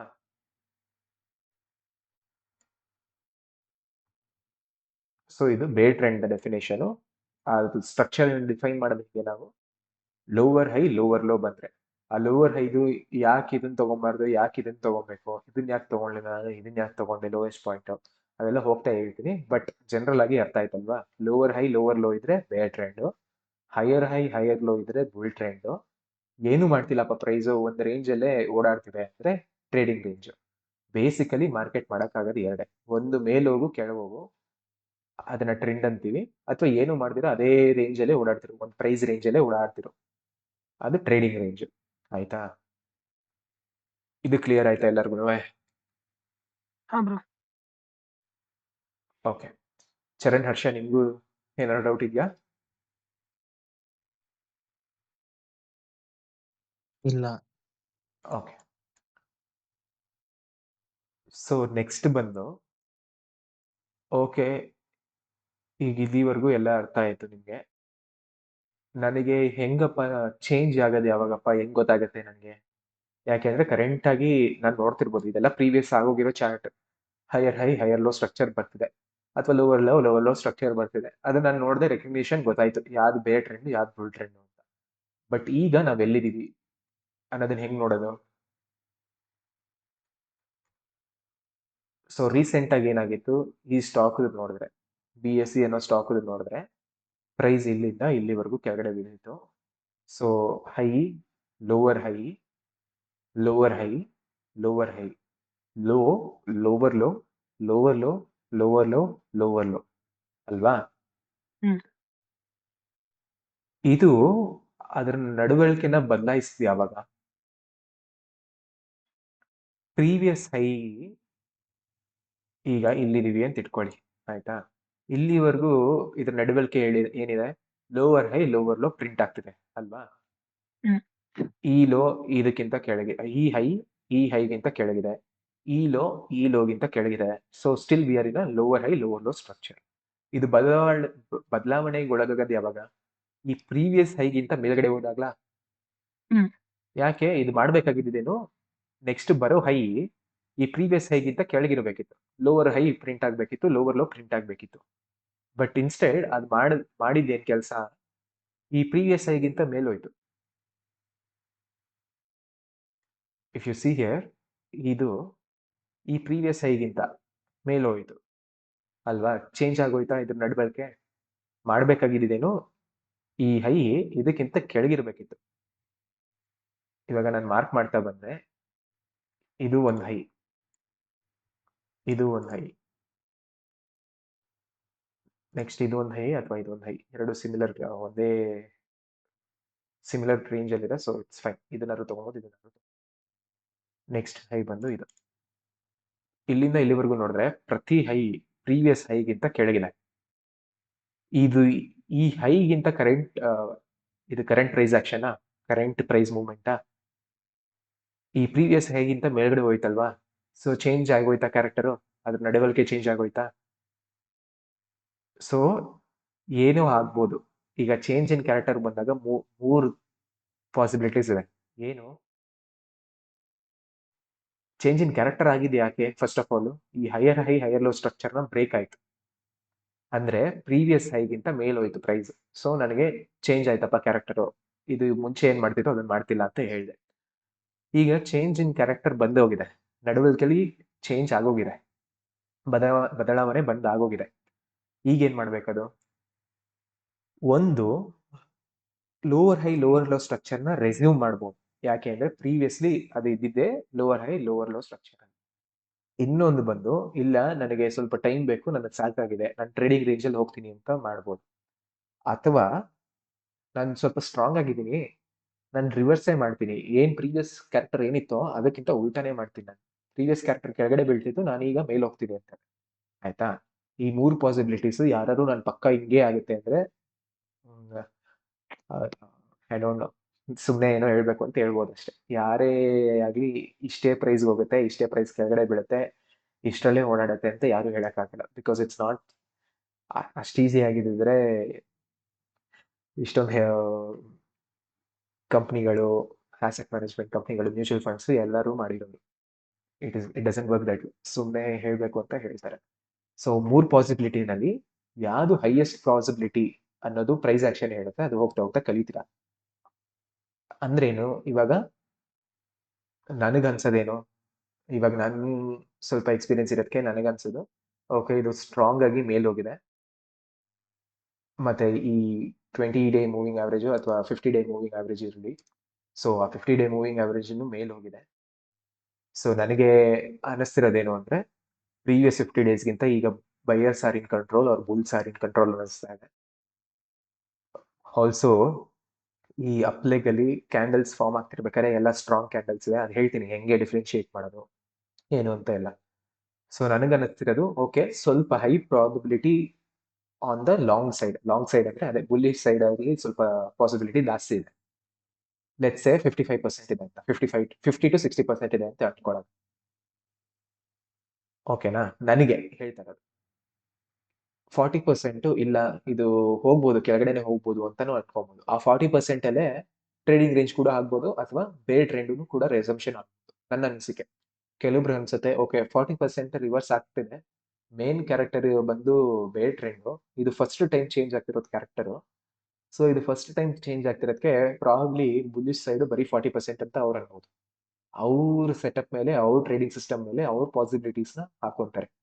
ಓಕೆನಾ? ಮ್ಯಾಥಮೆಟಿಕಲಿ ಕ್ಯಾಲ್ಕುಲೇಟ್ ಮಾಡಿ, ಬ್ಯಾಕ್ ಟೆಸ್ಟ್ ಮಾಡಿ, they will come up with a number.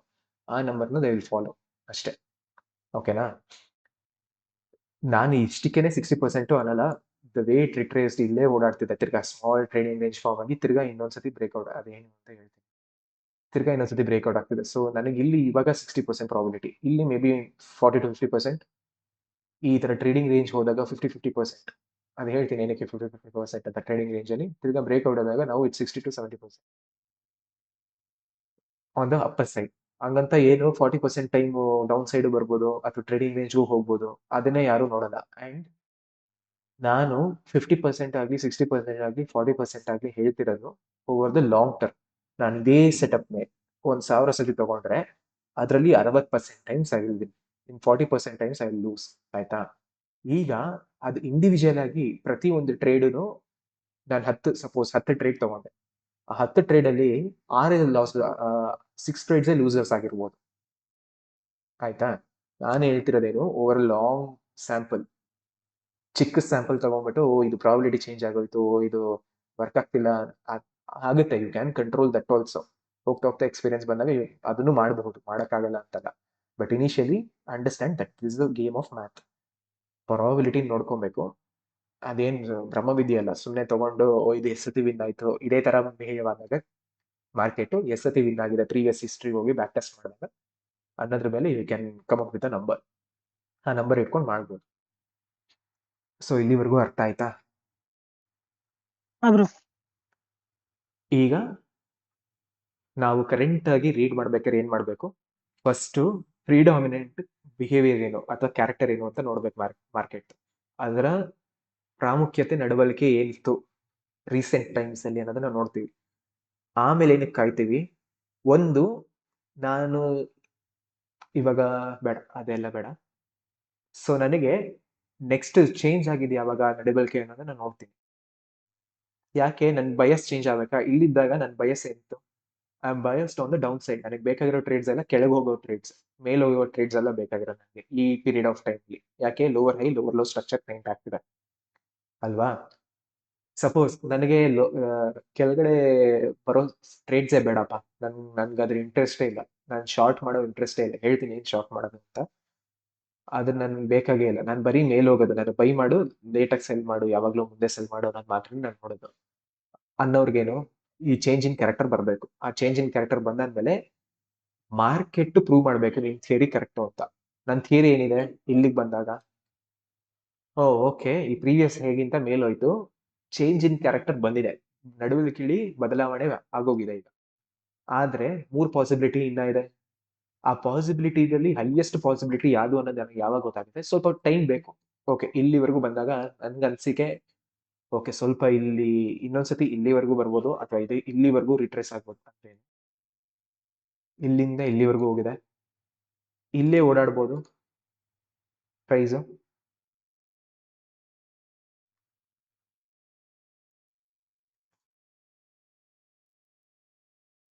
ಈಗ ಪ್ರೈಸ್ ಏನ್ ಮಾಡ್ತು? ಇಲ್ಲೇ ಓಡಾಡ್ತು ಸ್ವಲ್ಪ ದಿವಸ, ಆಮೇಲೆ ಮೇಲೋಯ್ತು ಅಲ್ವಾ? ಇದು ಒನ್ ಪಾಸಿಬಿಲಿಟಿ. ಇನ್ನೊಂದೇನು, ಇಲ್ಲಿವರೆಗೂ ಹೋಯ್ತು ಮೇಲೆ, ಬಟ್ ಇನ್ಸ್ಟೆಡ್ ಕೆಳಗಡೆ ಬರಕ್ ಸ್ಟಾರ್ಟ್ ಆಯ್ತು. ಇದು ಸೆಕೆಂಡ್ ಪಾಸಿಬಿಲಿಟಿ. ಅಥವಾ ಇನ್ನೊಂದೇನು, ಇಲ್ಲೇ ಓಡಾಡ್ತಿದೆ.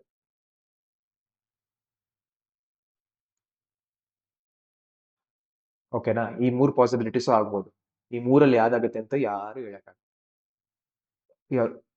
ಕೆಲಸ ಏನು? ಒಂದು ಸಿಸ್ಟಮ್ನ ಮಾಸ್ಟರ್ ಮಾಡೋದು. ಆ ಸಿಸ್ಟಮ್ನ ಮಾಸ್ಟರಿ ಮಾಡ್ಕೊಂಡಾದ್ಮೇಲೆ ಅದನ್ನೇ ಲಿಮಿಟೆಡ್ ರಿಸ್ಕ್ ತಗೊಂಡು, ಮೇ ಬಿ 10 ಇಯರ್ಸ್ ಸ್ಪ್ಯಾನ್ ಅಲ್ಲಿ ಒಂದು 500 ಟ್ರೇಡ್ ಸಿಕ್ತು ಅಂದ್ರೆ, ಆ 500 ಟ್ರೇಡ್ಸ್ ಡಿಸಿಪ್ಲಿನ್ಡ್ ಆಗಿ ಫಾಲೋ ಮಾಡಿದ್ರೆ will end up in the profitables. ಓಕೆನಾ? ಇದು ವಿನ್ ರೇಟ್ ಹೈಯೆಸ್ಟ್ ಇರಬೇಕು, ಕೆಲವೊಬ್ರು ಹೇಳ್ತಾರೆ 90% ಇರಬೇಕು, 80% ಇರಬೇಕು, 70% ಇರಬೇಕು ಅಂತ. ಅದೆಲ್ಲ ವರ್ಕ್ ಆಗೋದು ಇಂಟ್ರಾಡೇನಲ್ಲಿ ಬಿಟ್ರೆ ಯಾವ್ದ್ರಲ್ಲೂ ವರ್ಕ್ ಆಗಲ್ಲ. It is useless. ಇಂಟ್ರಾಡೇನಲ್ಲೂ ಫಾರ್ ಬಿಗಿನರ್ಸ್ ಇಟ್ಸ್ ಯೂಸ್ಲೆಸ್. ಏನಕ್ಕೆ? ಪ್ರಾಬಿಲಿಟಿ ಕಡಿಮೆ ಇದ್ದಾಗ, ಅಂದ್ರೇನು, ವಿನ್ ರೇಟ್ ಅಂತಾರಲ್ಲ, ಬ್ಯಾಟಿಂಗ್ ಆವರೇಜ್ ತರ ವಿನ್ ರೇಟ್ ಇರುತ್ತಲ್ಲ. ಈಗ ನಾನು ಈ ತರ 100 ಟ್ರೇಡ್ನ ಇಲ್ಲೇ ತಗೊಂಡ್ರೆ ಬರೀ 40 ಟ್ರೇಡು ನನ್ನ ಫೇವರಲ್ಲಿ ಹೋಗುತ್ತೆ. ಇನ್ನು 60 ಟ್ರೇಡು ಒಂದು 20% ಟ್ರೇಡಿಂಗ್ ರೇಂಜ್ ಹೋಗ್ಬೋದು, ಇನ್ನೊಂದು ಮಿಕ್ಕಿದ 40% ಕೆಳಗಡೆ ಹೋಗ್ಬೋದು. ಸೊ ಅದು ಎರಡು ಲಾಸೆ. 20% ಟ್ರೇಡಿಂಗ್ ರೇಂಜ್ ಹೋದ್ರೂ ಲಾಸೆ, ಇನ್ನು 40% ಕೆಳಗಡೆ ಹೋದ್ರೂ ಲಾಸೆ. ಬರೀ ಈ 40% ವಿಚ್ ಗೋಸ್ ಹೈಯರ್ ಲೋ ಸ್ಟ್ರಕ್ಚರ್ಗೆ, ಅಲ್ಲಿ ನಾನು ಮನಿ ಮಾಡೋದಾದ್ರೆ ವಿನ್ ರೇಟೇ 40% ಆಯ್ತಾಗ ಅಲ್ವಾ? ನಾನು ಗೆಲ್ತಿರೋದೇ 40%. 100 ಟ್ರೇಡ್ ತಗೊಂಡ್ರೆ 45 ಟ್ರೇಡಲ್ಲಿ ಗೆಲ್ತಾರ. ಈಗ ನಾನು ಪ್ರಾಫಿಟಬಲ್ ಆಗಿರ್ಬೇಕು ಅಂದ್ರೆ ಈ 60 ಟ್ರೇಡ್ಸ್ ಲಾಸಸ್ನು ಈ 40 ಟ್ರೇಡ್ ತಿನ್ಕೊಂಡು ಅದಕ್ಕಿಂತ ಜಾಸ್ತಿ ಮಾಡ್ಬೇಕು ನನಗೆ ಕಾಸನ್ನ. ಸೊ ನಾನು ಇಲ್ಲಿ 100 ರೂಪಾಯಿ ರಿಸ್ಕ್ ಮಾಡ್ತಿದ್ದೆ ಅಂದ್ರೆ ನನಗೆ ಮಿನಿಮಮ್ ಬೇಕಾಗಿರೋದು 200 ರೂಪಾಯಿ. ನನಗೆ ಪ್ರತಿ ಒಂದು ಟ್ರೇಡು 100 ರೂಪಾಯಿ ರಿಸ್ಕ್ ಮಾಡ್ತಿದ್ದೆ ಅಂದ್ರೆ, ಆಯ್ತಾ? ಅಂದ್ರೆ ಏನು, ನನ್ನ ಫೇವರಲ್ಲಿ ಹೋಗ್ತಿಲ್ಲಪ್ಪ ಇದು, ನಾನು ಬರೀ 100 ರೂಪಾಯಿ ರಿಸ್ಕ್ ಮಾಡ್ತೀನಿ. ನನ್ನ ಕ್ಯಾಪಿಟಲ್ಲು ನನ್ನ ಹತ್ರ ಇರೋ ಹಣ 1 ಲಕ್ಷ ಇರ್ಬೋದು. ನಾನು ರಿಸ್ಕ್ ₹100 ತಗೋತೀನೋ, 1,000 ತಗೋತೀನೋ, 50,000 ತಗೋತೀನೋ, 1,00,000 ತಗೋತೀನೋ ಅದು ನನಗೆ ಬಿಟ್ಟಿದ್ದು. ಅದನ್ನ ಹೇಳ್ತೀನಿ ಹೆಂಗ್ ತಗೊಳ್ಳೋದು ಏನು ಎತ್ತ ಅಂತ. ಬಟ್ ನಾನು ಸದ್ಯಕ್ಕೆ ಡಿಸೈಡ್ ಮಾಡ್ಕೊಂಡಿದ್ದೀನಿ, ಓಕೆ ನನಗೆ ಎಲ್ಲ ಟ್ರೇಡ್ಗೂ ನಾನು ನೆಕ್ಸ್ಟ್ 500 ಟ್ರೇಡ್ಗೂ ನಾನು ತಗೊಳ್ಳೋದು ₹100 ರಿಸ್ಕೆ, ಅದ್ರ ಮೇಲೆ ₹1 ರಿಸ್ಕ್ ಮಾಡಲ್ಲ. ಆ ರಿಸ್ಕ್ ನಾನು ಹೆಂಗ್ ನೋಡ್ಬೇಕು, ಇವಾಗ ನಾನು ಯಾವುದೋ ಒಂದು ಕಂಪ್ನಿ ಮೇಲೆ ಇನ್ವೆಸ್ಟ್ ಮಾಡ್ತಾ ಇದ್ದೀನಿ. ಆ ಕಂಪ್ನಿ ಸಪೋಸ್ ನಾನು ಸ್ಟಾರ್ಟಪ್, ಆ ಕಂಪ್ನಿ ಒಂದು ಸ್ಟಾರ್ಟಪ್ ಅಂತ ಇಟ್ಕೊಳ್ಳಿ. ನಿಮ್ಮ ಹತ್ರ ಕಾಸು ಕೇಳ್ತಾ ಇದಾರೆ. ನಿಮ್ಮ ಹತ್ರ ಕಾಸು ಕೇಳ್ತಿರಕ್ಕೆ ಸುಮ್ಮನೆ ಹೋಗಿ ಹಾಕ್ತೀರಾ? ಇಲ್ಲ, ಫಸ್ಟ್ ನೋಡ್ತೀರಾ ಏನ್ ಬಿಸ್ನೆಸ್ ಅದು. ಆ ಬಿಸ್ನೆಸ್ ಅಲ್ಲಿ ಬೇರೆ ಕಂಪ್ನಿಗಳು ಇರ್ತವೆ. ಇವಾಗ ಸಪೋಸ್ ಈಗ ಇದು BSE NSE ಬಂದು ನ್ಯಾಷನಲ್ ಸ್ಟಾಕ್ ಎಕ್ಸ್ಚೇಂಜ್ ಮತ್ತೆ ಭಾರತ್ ಸ್ಟಾಕ್ ಎಕ್ಸ್ಚೇಂಜ್, ಸ್ಟಾಕ್ ಎಕ್ಸ್ಚೇಂಜ್ಗೆ ಅವರೆರಡು. ಸೊ ಅವ್ರ ಕಂಪ್ನಿನ ಲಿಸ್ಟ್ ಮಾಡಿರೋದು. ಈಗ BSE NSE MCX ಆ ಥರ ಎಲ್ಲ related exchange related stocks move ಆದ್ರೆ ಯಾವುದಕ್ಕೂ ಸುಮ್ಮನೆ ಒಂದೇ ಮೂವ್ ಆಗಲ್ಲ, ಏನೋ ಒಂದು ಕಾರಣಕ್ಕೆ ಮೂವ್ ಆಗಲ್ಲ. ಆ ಕಾರಣ ಈಗ ಸಪೋಸ್ ಈಗ ಕೋವಿಡ್ ಆದ್ಮೇಲೆ ಎಲ್ಲರೂ ಕ್ಯಾಪಿಟಲ್ ಮಾರ್ಕೆಟ್ಸ್ಗೆ ಅಥವಾ ಸ್ಟಾಕ್ ಮಾರ್ಕೆಟ್ಗೆ ಜಾಸ್ತಿ ಬರಕ್ಕೆ ಸ್ಟಾರ್ಟ್ ಮಾಡೋರು. ಜಾಸ್ತಿ ಬರಕ್ಕೆ ಏನಕ್ಕೆ ಸ್ಟಾರ್ಟ್ ಮಾಡಿದ್ರು? ಸುಮ್ಮನೆ ಕೂತಿದ್ರು, ಏನೋ ಒಂದು ಮಾಡೋಣ, ಕಾಸು ಮಾಡೋಣ ಅನ್ನೋದಕ್ಕೆ ಇನ್ವೆಸ್ಟ್ ಮಾಡಿದ್ರೆ ಹಣ ಬರುತ್ತೆ ಅನ್ನೋದ್ರು ಮಾಡಿದ್ರು. ಅದು ಒಂದು ಎಕ್ಸ್ ಫ್ಯಾಕ್ಟರ್ ಆಯ್ತು. ಯಾವುದಕ್ಕೆ? ಈ ಸ್ಟಾಕ್ ಎಕ್ಸ್ಚೇಂಜ್ಗೆ, Bharat stock exchange, national stock exchange ಎಲ್ಲ. So they started making more money, hence stock grew and whoever invested in that stock made money. ಆಯ್ತಾ? ಈಗ ಫಾರ್ ಎಕ್ಸಾಂಪಲ್ ಇನ್ನೊಂದು ತಗೊಳ್ಳೋಣ, ಯಾವ್ದಾದ್ರು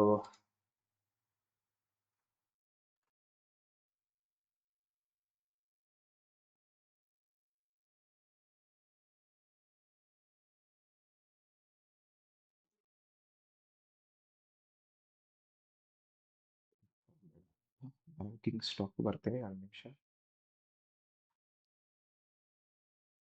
ಇಂಡಿಯನ್ ಬ್ಯಾಂಕ್. ಓಕೆ, ಈ ಸ್ಟಾಕು ಇಲ್ಲಿಂದ ಇಲ್ಲಿವರೆಗೂ ಹೋಗಿದೆ. ಸುಮ್ಮನೆ ಅಂದ್ರೆ ಎಲ್ಲಿಂದನೂ ಎಲ್ಲಿವರೆಗೂ ಹೋಗಿದೆ, ಬಟ್ ರೀಸೆಂಟ್ ಆಗಿ ನೋಡಿದ್ರೆ ಇಲ್ಲಿಂದ ಇಲ್ಲಿವರೆಗೂ ಹೋಗಿದೆ ಅಲ್ವಾ? ಈ stock Indian bank, public sector bank. Public sector bank ಅಂತ ಬರುತ್ತೆ, ಪ್ರೈವೇಟ್ ಸೆಕ್ಟರ್ ಬ್ಯಾಂಕ್ ಅಂತ ಬರುತ್ತೆ. ಪ್ರೈವೇಟ್ ಸೆಕ್ಟರ್ ಬ್ಯಾಂಕ್ ಅಂದ್ರೆ HDFC, ICICI ಆ ಥರ. ಪಬ್ಲಿಕ್ ಸೆಕ್ಟರ್ ಅಂದ್ರೆ SBI, Canara, RBL, bank of Baroda ಆ ಥರ ಎಲ್ಲ. ಓಕೆನಾ? ಸೊ ಇದು ಬಂದು public sector bank, PSU bank ಅಂತಾರೆ. ಇಲ್ಲಿಂದ ಇಲ್ಲಿವರೆಗೂ ಹೋಗಿದೆ. ಇದಕ್ಕೇನೋ ಒಂದು ಎಕ್ಸ್ಫ್ಯಾಕ್ಟರ್ ಇರಲೇಬೇಕು, ಏನೋ ಒಂದು ಕಾರಣ ಇರುತ್ತೆ, ಇರಲ್ಲ ಅಂತಲ್ಲ. ಸುಮ್ಮನೆ ಪ್ರೈಸ್ ಇಲ್ಲಿಂದ ಇಲ್ಲಿವರೆಗೂ ಹೋಗಲ್ಲ. ಲಾಭ ಮಾಡಿರ್ತಾರೆ, ಆ ಲಾಭ ಮಾಡಿರೋದಕ್ಕೆ ಒಂದು ಕಾರಣ ಇರುತ್ತೆ. ಸೊ ಇದು ಬಂದು ಪಬ್ಲಿಕ್ ಸೆಕ್ಟರ್ ಬ್ಯಾಂಕು. ಅದೇ ತರ ನಾನೀಗ ಕೆನರಾ ಬ್ಯಾಂಕ್ ತಗೊಂಡೆ. ಇದನ್ನು ಪಬ್ಲಿಕ್ ಸೆಕ್ಟರ್ ಬ್ಯಾಂಕು, ಇದನ್ನು ಕೆಳಗಿಂದ ಮೇಲೆ ಹೋಗ್ತದೆ. ಓಕೆ, SBI ಬ್ಯಾಂಕ್, ಇದು ಪಬ್ಲಿಕ್ ಸೆಕ್ಟರ್ ಬ್ಯಾಂಕು, ಇದು ಮೇಲೆ ಹೋಗ್ತದೆ. ಸುಮ್ಮನೆ ಏನು ಯಾವುದೋ ಒಂದೇ ಒಂದು ಸ್ಟಾಕು ಮೂವ್ ಆಗಲ್ಲ. ಮೂವ್ ಆದ್ರೆ ಆ ಸೆಕ್ಟರ್ದು ಒಂದು 4-5 ಸ್ಟಾಕ್ ಆದ್ರೂ ಮೂವ್ ಆಗಲೇಬೇಕು ಫಸ್ಟ್ ಇನಿಷಿಯಲ್ ಸ್ಟೇಜಸ್ ಅಲ್ಲಿ. ಹೋಗ್ತಾ ಹೋಗ್ತಾ ಆ ಸೆಕ್ಟರ್ ಎಲ್ಲಾ ಸ್ಟಾಕು ಬಿಹೇವ್ ಮಾಡುತ್ತೆ ಸೇಮ್, ಮೇಲೆ ಹೋಗಿ ಸ್ಟಾರ್ಟ್ ಆಗುತ್ತೆ. ಆಯ್ತಾ? ಇದನ್ನ ಸೆಕ್ಟರ್ ಸ್ಪೆಸಿಫಿಕ್ ಮೂವ್ಮೆಂಟ್ ಅಂತಾರೆ, ಅಥವಾ sister stock movement. Sister stock ಅಂದ್ರೆ ಇದು public sector unit bank, sorry public sector bank. Canara bank ಕೂಡ public sector bank, Indian bank ಕೂಡ public sector bank, Karur Vysya ಇದೆ, ಇನ್ನ ಎಷ್ಟೊಂದು ಪಬ್ಲಿಕ್ ಸೆಕ್ಟರ್ ಬ್ಯಾಂಕ್ಸ್ ಇದೆ, ಸೇಮ್ ವೇ ಮೂವ್ ಆಗ್ತಿತ್ತು. ಸೊ ಏನೋ ಒಂದು ರೀಸನ್ ಇದೆ. ಬಟ್ ನಿಮಗೆ ಒಬ್ಬ ಇನ್ವೆಸ್ಟರ್ ಆಗಿ ಅಥವಾ ಟ್ರೇಡರ್ ಆಗಿ, however you define yourself, ಆ ರೀಸನ್ ಮುಖ್ಯನಾ ಅಥವಾ ಪ್ರೈಸ್ ಮೇಲೆ ಹೋಗ್ತಿರೋದು ಮುಖ್ಯನಾ? ಇನಿಷಿಯಲಿ ಅಟ್ಲೀಸ್ಟ್ ಪ್ರೈಸ್ ಮೇಲೆ ಹೋಗ್ತಿರೋದು ಮುಖ್ಯ. So you have to study the structure, change in character ಬಂದಾಗ you are investing, all that is fine. But positional trader ಆಗಿ ಅಥವಾ ಇನ್ವೆಸ್ಟರ್ ಟ್ರೇಡರ್ ಆಗಿ 2 ಮಂತ್ಸ್ಗಿಂತ ಜಾಸ್ತಿ ಹೋಲ್ಡ್ ಮಾಡ್ಬೇಕಾದ್ರೆ ಒಂದು ಕಾರಣನೂ ಬೇಕು. ಆ ಕಾರಣ 1,000 ಇರ್ಬೋದು, ಅಥವಾ ಕಾರಣ ಕೆಲವರು ಹುಡುಕ್ದೇನೂ ಇರ್ಬೋದು. ಬಟ್ ಯೂಶಲಿ ಆ ಕಾರಣ ಸಿಗೋದು ಯಾವಾಗ? ಸಿಸ್ಟರ್ ಸ್ಪೆಸಿಫಿಕ್ ಸ್ಟಾಕ್ಸ್ ಮೂವ್ ಆಗ್ತಿರ್ಬೇಕಾದ್ರೆ ಓಕೆ, ಒಂದು ರೀಸನ್ ಇದೆ. ಸುಮ್ಮನೆ ಏನಕ್ಕೋ ಮೂವ್ ಆಗ್ತಿಲ್ಲ, ಯಾವುದೋ ಒಂದು ಕಾರಣ ಇದೆ. ಆ ಕಾರಣ ನನಗೆ ಹುಡುಕಕ್ಕೆ ಆಗ್ಬೋದು, ಆಗ್ದಿರೇನೂ ಇರ್ಬೋದು. ಈಗ ಫಾರ್ ಎಕ್ಸಾಂಪಲ್, ನಮ್ಮ ಅಕ್ಕ ಒರಾಕಲ್ ಕಂಪ್ನಿಲಿ ಕೆಲಸ ಮಾಡ್ತಿದ್ದಿದ್ದು, ಈಗಲೂ ಅಲ್ಲೇ ಮಾಡ್ತಿರೋದು, US ಅಲ್ಲಿ. ಸೊ ಅವಳಿಗೆ ಕಂಪ್ನಿಲಿ ಇನ್ಫಾರ್ಮೇಶನ್ ಬಂದಿತ್ತು, they are changing the companies thing to AI ಅಂತ. AI ಬೂಮ್ ಅಲ್ಲಿತ್ತು. ಸೊ ಅವಳು ಸ್ಟಾಕ್ಸ್ನ ಬೈ ಮಾಡಿಟ್ಟಿದ್ದು, ಇಲ್ಲಿವರೆಗೂ ಹೋಯ್ತು ಸರಿ. ಬಟ್ ನನಗೆ ಆ ರೀಸನೇ ಗೊತ್ತಿಲ್ಲ. ಆಯ್ತಾ. ನಾನು ಯಾವಾಗ ಬೈ ಮಾಡ್ಬೋದು, ನನಗೆ ಓಕೆ ಇದೊಂದು ಕಪ್ಪು ಪ್ಯಾಟರ್ನ್ ಆಯಿತು, ಅರ್ನಿಂಗ್ಸ್ ಗ್ಯಾಪ್ ಮೇಲೆ ಓಪನ್ ಆಗಿದೆ, ತಿರ್ಗಾ ಫಾಲೋ ಥ್ರೂ ಕ್ಯಾಂಡಲ್ ಬಂದಿದೆ, so may be I by here and sell it here. ಅವಳಿಗೆ ಇನ್ಫಾರ್ಮೇಶನ್ ಎಲ್ಲಿ ಬಂದಿತ್ತು, ಈ ಪೀರಿಯಡಲ್ಲೇ ಎಲ್ಲೋ ಬಂದಿತ್ತು. ಓಕೆನಾ. ಸೊ ಏನೋ ಒಂದು ಕಾರಣ ಇರುತ್ತೆ, ಪ್ರತಿಯೊಂದು ಸ್ಟಾಕು ಪ್ರತಿಯೊಂದು ಸೆಕ್ಟರ್ ಮೂವ್ ಆಗ್ಬೇಕಾದ್ರೆ ಏನೋ ಒಂದು ಕಾರಣ ಇರುತ್ತೆ. ಅದು ನಮ್ಮ ಆಕ್ಚುಲಿ ಅನೌನ್ಸ್ ಮಾಡಿದ ಕಂಪ್ನಿ ಇಲ್ಲೆಲ್ಲೋ ನಾವು ಎ ಐ ಎನ್ವಿಡಿಯಾ ಜೊತೆ ಇಂಟಿಗ್ರೇಟ್ ಮಾಡ್ಕೊಂತಿದೀವಿ ಅಂತ. ಬಟ್ ಮೂವ್ಮೆಂಟ್ ಇಲ್ಲಿ ಇಲ್ಲಿಂದ ಇಲ್ಲಿವರೆಗೂ ಆಗೋಗಿದೆ. ಸೊ ಆ ಕಾರಣ ಇಂಪಾರ್ಟೆಂಟ್, ಮನಿ ಮಾಡೋದು important, it's up to you. ಕಾರಣ ಇಂಪಾರ್ಟೆಂಟ್ ಅಂದ್ರೆ ಫಂಡಮೆಂಟಲ್ ಅನಾಲಿಸಿಸ್ ಹೋಗ್ಬಿಟ್ಟು you can buy here and wait till it again. Fundamental analysis ಅವರು ಇಲ್ಲೂ ಬೈ ಮಾಡ್ತಾರೆ. ಯಾಕೆ? ಅವ್ರ ಕ್ರೈಟೀರಿಯಾಗೆ ಓಕೆ ಎ ಐ ಇನ್ನ ಬೂಮಲ್ಲಿ ಇದೆ, ಇನ್ನ ಗ್ರೋತ್ ಇದೆ ಕಂಪ್ನಿಗೆ, ಸೊ ಇನ್ನ ಮೇಲೆ ಹೋಗುತ್ತೆ ಅನ್ನೋದು. ಅವ್ರು ಕೆಳಗಡೆ ಹೋಗುವಂಥದ್ದು ಎಷ್ಟು ಹೋಗುತ್ತೆ ಅನ್ನೋದು ಬೇಕಾಗಿಲ್ಲ, ಮೇಲೆ ಎಷ್ಟು ಹೋಗುತ್ತೆ ಅನ್ನೋದು ಬೇಕು. ನನಗೆ as A technical analyst trader, ನನಗೆ ನಾನು ಕಳ್ಕೊಂಡ್ರೆ ಎಷ್ಟು ಕಳ್ಕೊತೀನಿ ಬೇಕು. ಮನಿ ಮಾಡೋದು ಮೇಲೆ ಹೋದ್ರೆ ಅದು ಮನಿ ಮಾಡೇ ಮಾಡುತ್ತೆ.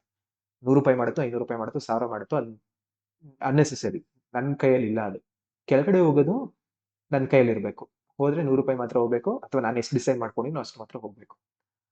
ಅದು ನನ್ನ ಕ್ಯಾರೆಕ್ಟರಿಸ್ಟಿಕ್ಸ್. ಹಂಗೆ ನಿಮ್ದು ಒಂದು ಕ್ಯಾರೆಕ್ಟರಿಸ್ಟಿಕ್ಸ್ ಇರುತ್ತೆ, ಅದ್ರ ಮೇಲೆ you can define you aggressive trader ಇಲ್ಲ patiently you will wait for the trades ಹೆಂಗೆ ಅಂತ ಇಂಡಿವಿಜುವಲಿಸ್ಟಿಕ್ ಆಗಿ you should define yourself. ಓಕೆನಾ. ಸೊ ಇಲ್ಲಿವರೆಗೂ ಏನಾದ್ರು ಡೌಟ್ ಇದೆಯಾ? ಇಲ್ಲ ಬ್ರೋ, ಅರ್ಥ ಆಯ್ತು. ಸ್ವಲ್ಪ ಜಾಸ್ತಿ ಇನ್ಫಾರ್ಮೇಶನ್ ಏನಾರ ಅನಿಸ್ತಿದ್ಯಾ? ಇಲ್ಲ, ಚೆನ್ನಾಗಿದೆ, ಕರೆಕ್ಟ್ ಆಗಿದೆ. ಓಕೆ, ಚರಣ್ ಅಂಡ್ ಹರ್ಷ.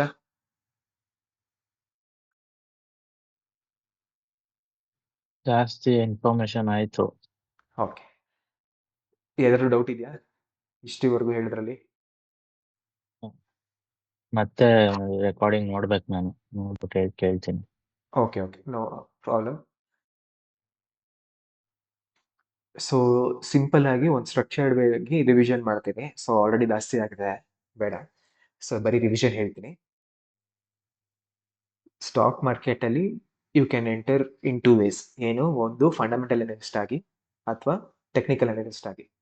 ಈಗ ಹೋಗ್ತಾ ಹೋಗ್ತಾ ಎಲ್ಲರಿಗೂ ಸ್ವಲ್ಪ ಬ್ರಾಡರ್ ಆಗ್ತಾ ವ್ಯೂ. ಮುಂಚೆ ಏನಾಗ್ತಿತ್ತು, ಟೆಕ್ನಿಕಲ್ ಅನಾಲಿಸಿಸ್ ಅಲ್ಲಿ ಇದು ಊಹಾಪೋಹ, ಸುಮ್ಮನೆ ಏನೋ ಜ್ಯೋತಿಷಿ ತರ, ಏನು ಇಲ್ಲ ನಮ್ಮ ಕೈಯೆಲ್ಲ ಏನೋ ಇಲ್ಲ ತರ ಆಗ್ತಿತ್ತು. ಬಟ್ ಹೋಗ್ತಾ ಹೋಗ್ತಾ ಅರ್ಥ ಆಗಿದೆ ಏನು ಅಂದ್ರೆ ಅವ್ರಿಗೆ, okay open high low close ಅದೆಲ್ಲ ಡೇಟಾ ಪಾಯಿಂಟ್ಸ್. ಫಂಡಮೆಂಟಲ್ ಅನಾಲಿಸಿಸ್ ಅಲ್ಲಿ ಹೇಗೆ ಅವರು ನಂಬರ್ಸ್ನೇ ತಗೊಂಡು ಪ್ಲೇ ಮಾಡ್ತಿದ್ದಾರೆ, ಇಲ್ಲೂ ಅದೇ ತರ ನಂಬರ್ಸ್ನೇ ತಗೊಂಡು ಪ್ಲೇ ಮಾಡ್ತಿದ್ದಾರೆ, ಏನು ಡಿಫ್ರೆನ್ಸ್ ಇಲ್ಲ. ಇಲ್ಲಿ ರೀಸನ್ ಆಮೇಲೆ ಬರ್ಬೋದು ಟೆಕ್ನಿಕಲ್ ಅನಾಲಿಸಿಸ್ ಅಲ್ಲಿ. ಫಂಡಮೆಂಟಲ್ ಅನಾಲಿಸಿಸ್ ಅಲ್ಲಿ ನೀವು ರೀಸನ್ ಬರೋವರೆಗೂ ಕಾಯ್ಬೋದು. But down side fundamental analysis ಅಲ್ಲಿ ಜಾಸ್ತಿ, ಅಪ್ಸ್ ಇದರಲ್ಲಿ down side limited technical analysis ಅಲ್ಲಿ, if you know how to control. ಆಯ್ತಾ, ಆ ಥರ. ಸೊ ಈಗ ಹೋಗ್ತಾ ಹೋಗ್ತಾ ಏನಾಗ್ತಿದೆ, ಫಂಡಮೆಂಟಲ್ ಅನಾಲಿಸಿಸ್ಗಳು ಸ್ವಲ್ಪ ಟೆಕ್ನಿಕಲ್ ಅನಾಲಿಸಿಸ್ನ ಇಂಟ್ರೊಡ್ಯೂಸ್ ಮಾಡ್ಕೊತಿದ್ದಾರೆ. And technical analysis long period ಅಥವಾ ಲಾಂಗ್ ಫಾರ್ಮ್ ಆಫ್ ಟ್ರೇಡಿಂಗ್ ಅಲ್ಲಿ, ಅಂದ್ರೆ ಏನು ಪೊಸಿಷನಲ್ ಟ್ರೇಡಿಂಗು ಅಥವಾ ಲಾಂಗ್ ಟರ್ಮ್ ಇನ್ವೆಸ್ಟ್ಮೆಂಟ್ ಅಲ್ಲಿ ಅವ್ರಿಗೂ ಸ್ವಲ್ಪ ಫಂಡಮೆಂಟಲ್ಸ್ ಬೇಕು. ಸೊ ಇದು ಮಿಶ್ರತೆ. ಪ್ಯೂರ್ ಟೆಕ್ನಿಕಲ್ ಅನಾಲಿಸ್ಟ್ ಆಗಲಿ ಪ್ಯೂರ್ ಫಂಡಮೆಂಟಲ್ ಅನಾಲಿಸ್ಟ್ ಆಗಲಿ ಸ್ವಲ್ಪ ರೇರ್ ಈಗಿನ ದಿಸ್ಗಳಲ್ಲಿ.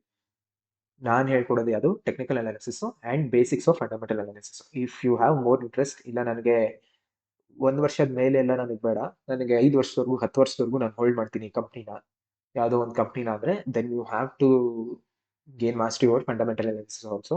ಆ್ಯಂಡ್ ಆ ಸೆಕ್ಟರ್ ಸ್ಪೆಸಿಫಿಕ್ ಓನ್ಲಿ ಮಾಸ್ಟರ್ ಮಾಡಬೇಕು. ಎಲ್ಲರೂ ಎಲ್ಲದನ್ನು ಮಾಸ್ಟರ್ ಮಾಡೋಕ್ಕಾಗಲ್ಲ. ಯಾವುದೋ auto sector, banking sector, metal sector ಅಥವಾ ಆಯಿಲ್ ಸೆಕ್ಟರು, ಆ ಥರದ ಯಾವ್ದಾದ್ರು 2 ಅಥವಾ 3 ಸಾಕು. ಎಲ್ಲ ಈಗ ಯಾವುದೋ ಒಬ್ರು ಬಿಸ್ನೆಸ್ ಮಾಡ್ತಿದ್ದಾರೆ, ಏನು ಫಾರ್ ಎಕ್ಸಾಂಪಲ್ ಯಾವುದೋ ಒಂದು ರೆಸ್ಟೋರೆಂಟ್ ನಡೆಸ್ತಿದ್ದಾರೆ ಅಂದರೆ, ಹೋಗ್ಬಿಟ್ಟು ಈ ನೆಕ್ಸ್ಟ್ ದಿವಸ ಆಯಿಲ್ ಕಂಪ್ನಿ ತೆಗಿಯಲ್ಲ.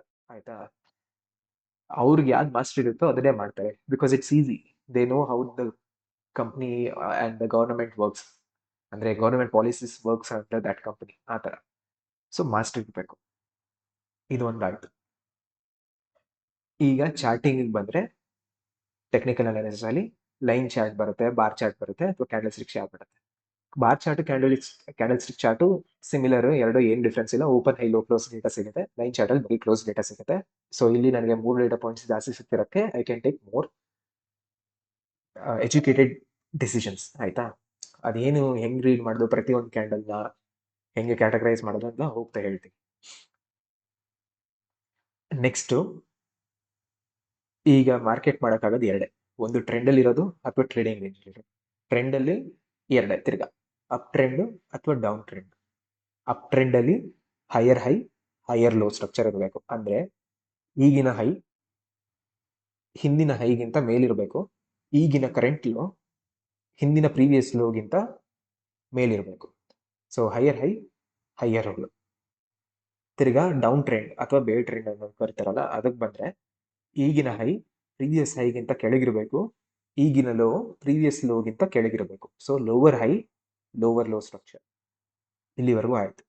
ನನಗೆ ಚೇಂಜ್ ಇನ್ ಕ್ಯಾರೆಕ್ಟರ್ ಬರೋದು ಯಾವಾಗ ಅಂದರೆ, suppose lower high lower low structure ಇದೆ, ನೆಕ್ಸ್ಟ್ ಕೂಡ ಕಂಟಿನ್ಯೂಯೇಷನ್ ಲೋವರ್ ಹೈ ಲೋವರ್ ಲೋನೇ ಆಗಬೇಕು. ಅದು ಬದಲಾಗಿ ಪ್ರೀವಿಯಸ್ ಹೈಗಿಂತ ಈ ಕರೆಂಟ್ ಹೈ ಮೇಲೋಯ್ತು ಅಂದರೆ ಅಲ್ಲಿ ನಡವಳಿಕೆಗೆ ಬದಲಾವಣೆ ಬಂತು ಅಂತ. ಸೊ ಅಲ್ಲಿ ಚೇಂಜ್ ಇನ್ ಕ್ಯಾರೆಕ್ಟರ್ ಬಂದಾಗ ತಿರ್ಗಾ 3 ಪಾಸಿಬಿಲಿಟೀಸ್. ಏನು? ಟ್ರೇಡಿಂಗ್ ರೇಂಜ್ಗೆ ಹೋಗ್ಬೋದು, previous lower high lower low ಸ್ಟ್ರಕ್ಚರ್ನೇ ಕಂಟಿನ್ಯೂ ಮಾಡ್ಬೋದು, ರೆಸಂಪ್ಷನ್ ಆಗ್ಬೋದು, ಅಥವಾ ರಿವರ್ಸ್ ಆಗ್ಬೋದು. ರಿವರ್ಸ್ ಅಂದ್ರೇನು? Higher high higher low structure print ಆಗ್ಬೋದು. ಆ ಮೂರಕ್ಕೂ ಪ್ರಾಬಿಲಿಟೀಸ್ನ ನಿಮ್ಮ ಸಿಸ್ಟಮ್ ಹೇಳುತ್ತೆ. ಅದ್ರ ಮೇಲೆ you need to take decision if you want to trade or stay out. ಓಕೆನಾ? ಇಲ್ಲಿವರೆಗೂ ಇದಾಯ್ತು. ಇನ್ನ ಮಿಕ್ಕಿದ್ದೇನು?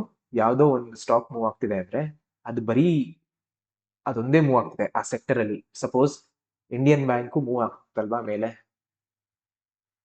ಬೇರೆ ಯಾವ ಪಬ್ಲಿಕ್ ಸೆಕ್ಟರ್ ಬ್ಯಾಂಕು ಮೂವ್ ಆಗ್ತಿರ್ಲಿಲ್ಲ, ಬರೀ ಇಂಡಿಯನ್ ಬ್ಯಾಂಕೇ ಮೂವ್ ಆಗ್ತಿತ್ತು ಅಂದ್ರೆ ನಾನು ಅದನ್ನ ಇಗ್ನೋರ್ ಮಾಡ್ತಿದ್ದೆ. ಫಾರ್ ಎಕ್ಸಾಂಪಲ್, ಈಗ ನೆಟ್ವೆಬ್ ಮೂವ್ ಆಗ್ತಿದೆ. ನೆಟ್ವೆಬ್ ಬಂದು IT ಕಂಪನಿ, ಓಕೆನಾ? ಇಲ್ಲಿಂದ ಇಲ್ಲಿವರೆಗೂ ಹೋಯ್ತು. ಬಟ್ ನಾನು ಯಾವುದೇ ತಗೊಂಡ್ರು, ಫಾರ್ ಎಕ್ಸಾಂಪಲ್ ಪರ್ಸಿಸ್ಟೆಂಟ್ ಸಿಸ್ಟಮ್ಸ್, ಇದು ಈ ಸ್ಟ್ರಕ್ಚರ್ ಆ ಸ್ಟ್ರಕ್ಚರ್ ಸಿಮಿಲರ್ ಇದೆಯಾ? ಇಲ್ಲ. ಇದೆಲ್ಲೋ ಇಲ್ಲೇ ಓಡಾಡ್ತಿದೆ ಟ್ರೇಡಿಂಗ್ ರೇಂಜ್ ಅಲ್ಲಿ. ಆ ನೆಟ್ವೆಬ್ ಬಂದು ಮೇಲೋಗಿದೆ, ಆಯ್ತಾ? ನೆಟ್ವೆಬ್ ಒಂದೇ ಮೇಲೋಗಿದೆ. ನಾನು ಯಾವುದೇ ತಗೊಂಡ್ರು, ಇನ್ಫೋಸಿಸ್ ತಗೊಂಡ್ರು, HCL ಟೆಕ್ನಿಕ್ ತಗೊಂಡ್ರು, ಎಲ್ಲ ಈ ಕೆಳಗಡೆ ಹೋಗ್ತಿದೆ ಅಥವಾ ಅಲ್ಲೇ ಓಡಾಡ್ತಿದೆ.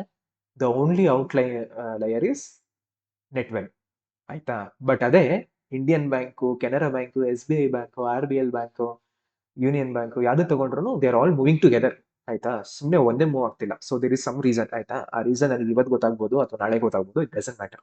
ಬಟ್ ಅಷ್ಟೊಂದು ಮನಿ ಒಂದು ಸೆಕ್ಟರ್ಗೆ ಫ್ಲೋ ಆಗ್ತಿರ್ಬೇಕಾದ್ರೆ ಅದನ್ನ ಸೆಕ್ಟರ್ ಸ್ಟಾಕ್ ಮೂವ್ಮೆಂಟ್ ಅಂತಾರೆ.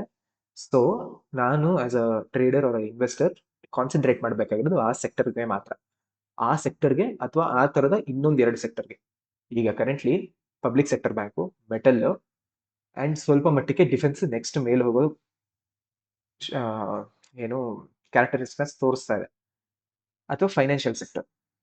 ಓಕೆನಾ? ಇದು ಬಂದು strongest sectors currently. Weakest sector ಬಂದು FMCG, infra, realty sector, IT sector, ಆ ಥರ.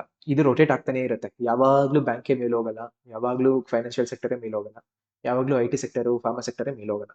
ಆ ಸೆಕ್ಟರ್ ರೊಟೇಷನ್ ಗೊತ್ತಾಗುತ್ತೆ, ಅದು ಎಲ್ಲ ಹೋಗ್ತಾ ಇದೆ. ಸೊ ಇಲ್ಲಿವರೆಗೂ ಅರ್ಥ ಆಯ್ತಾ? ಏನಾದ್ರು ಡೌಟ್ ಇದೆಯಾ?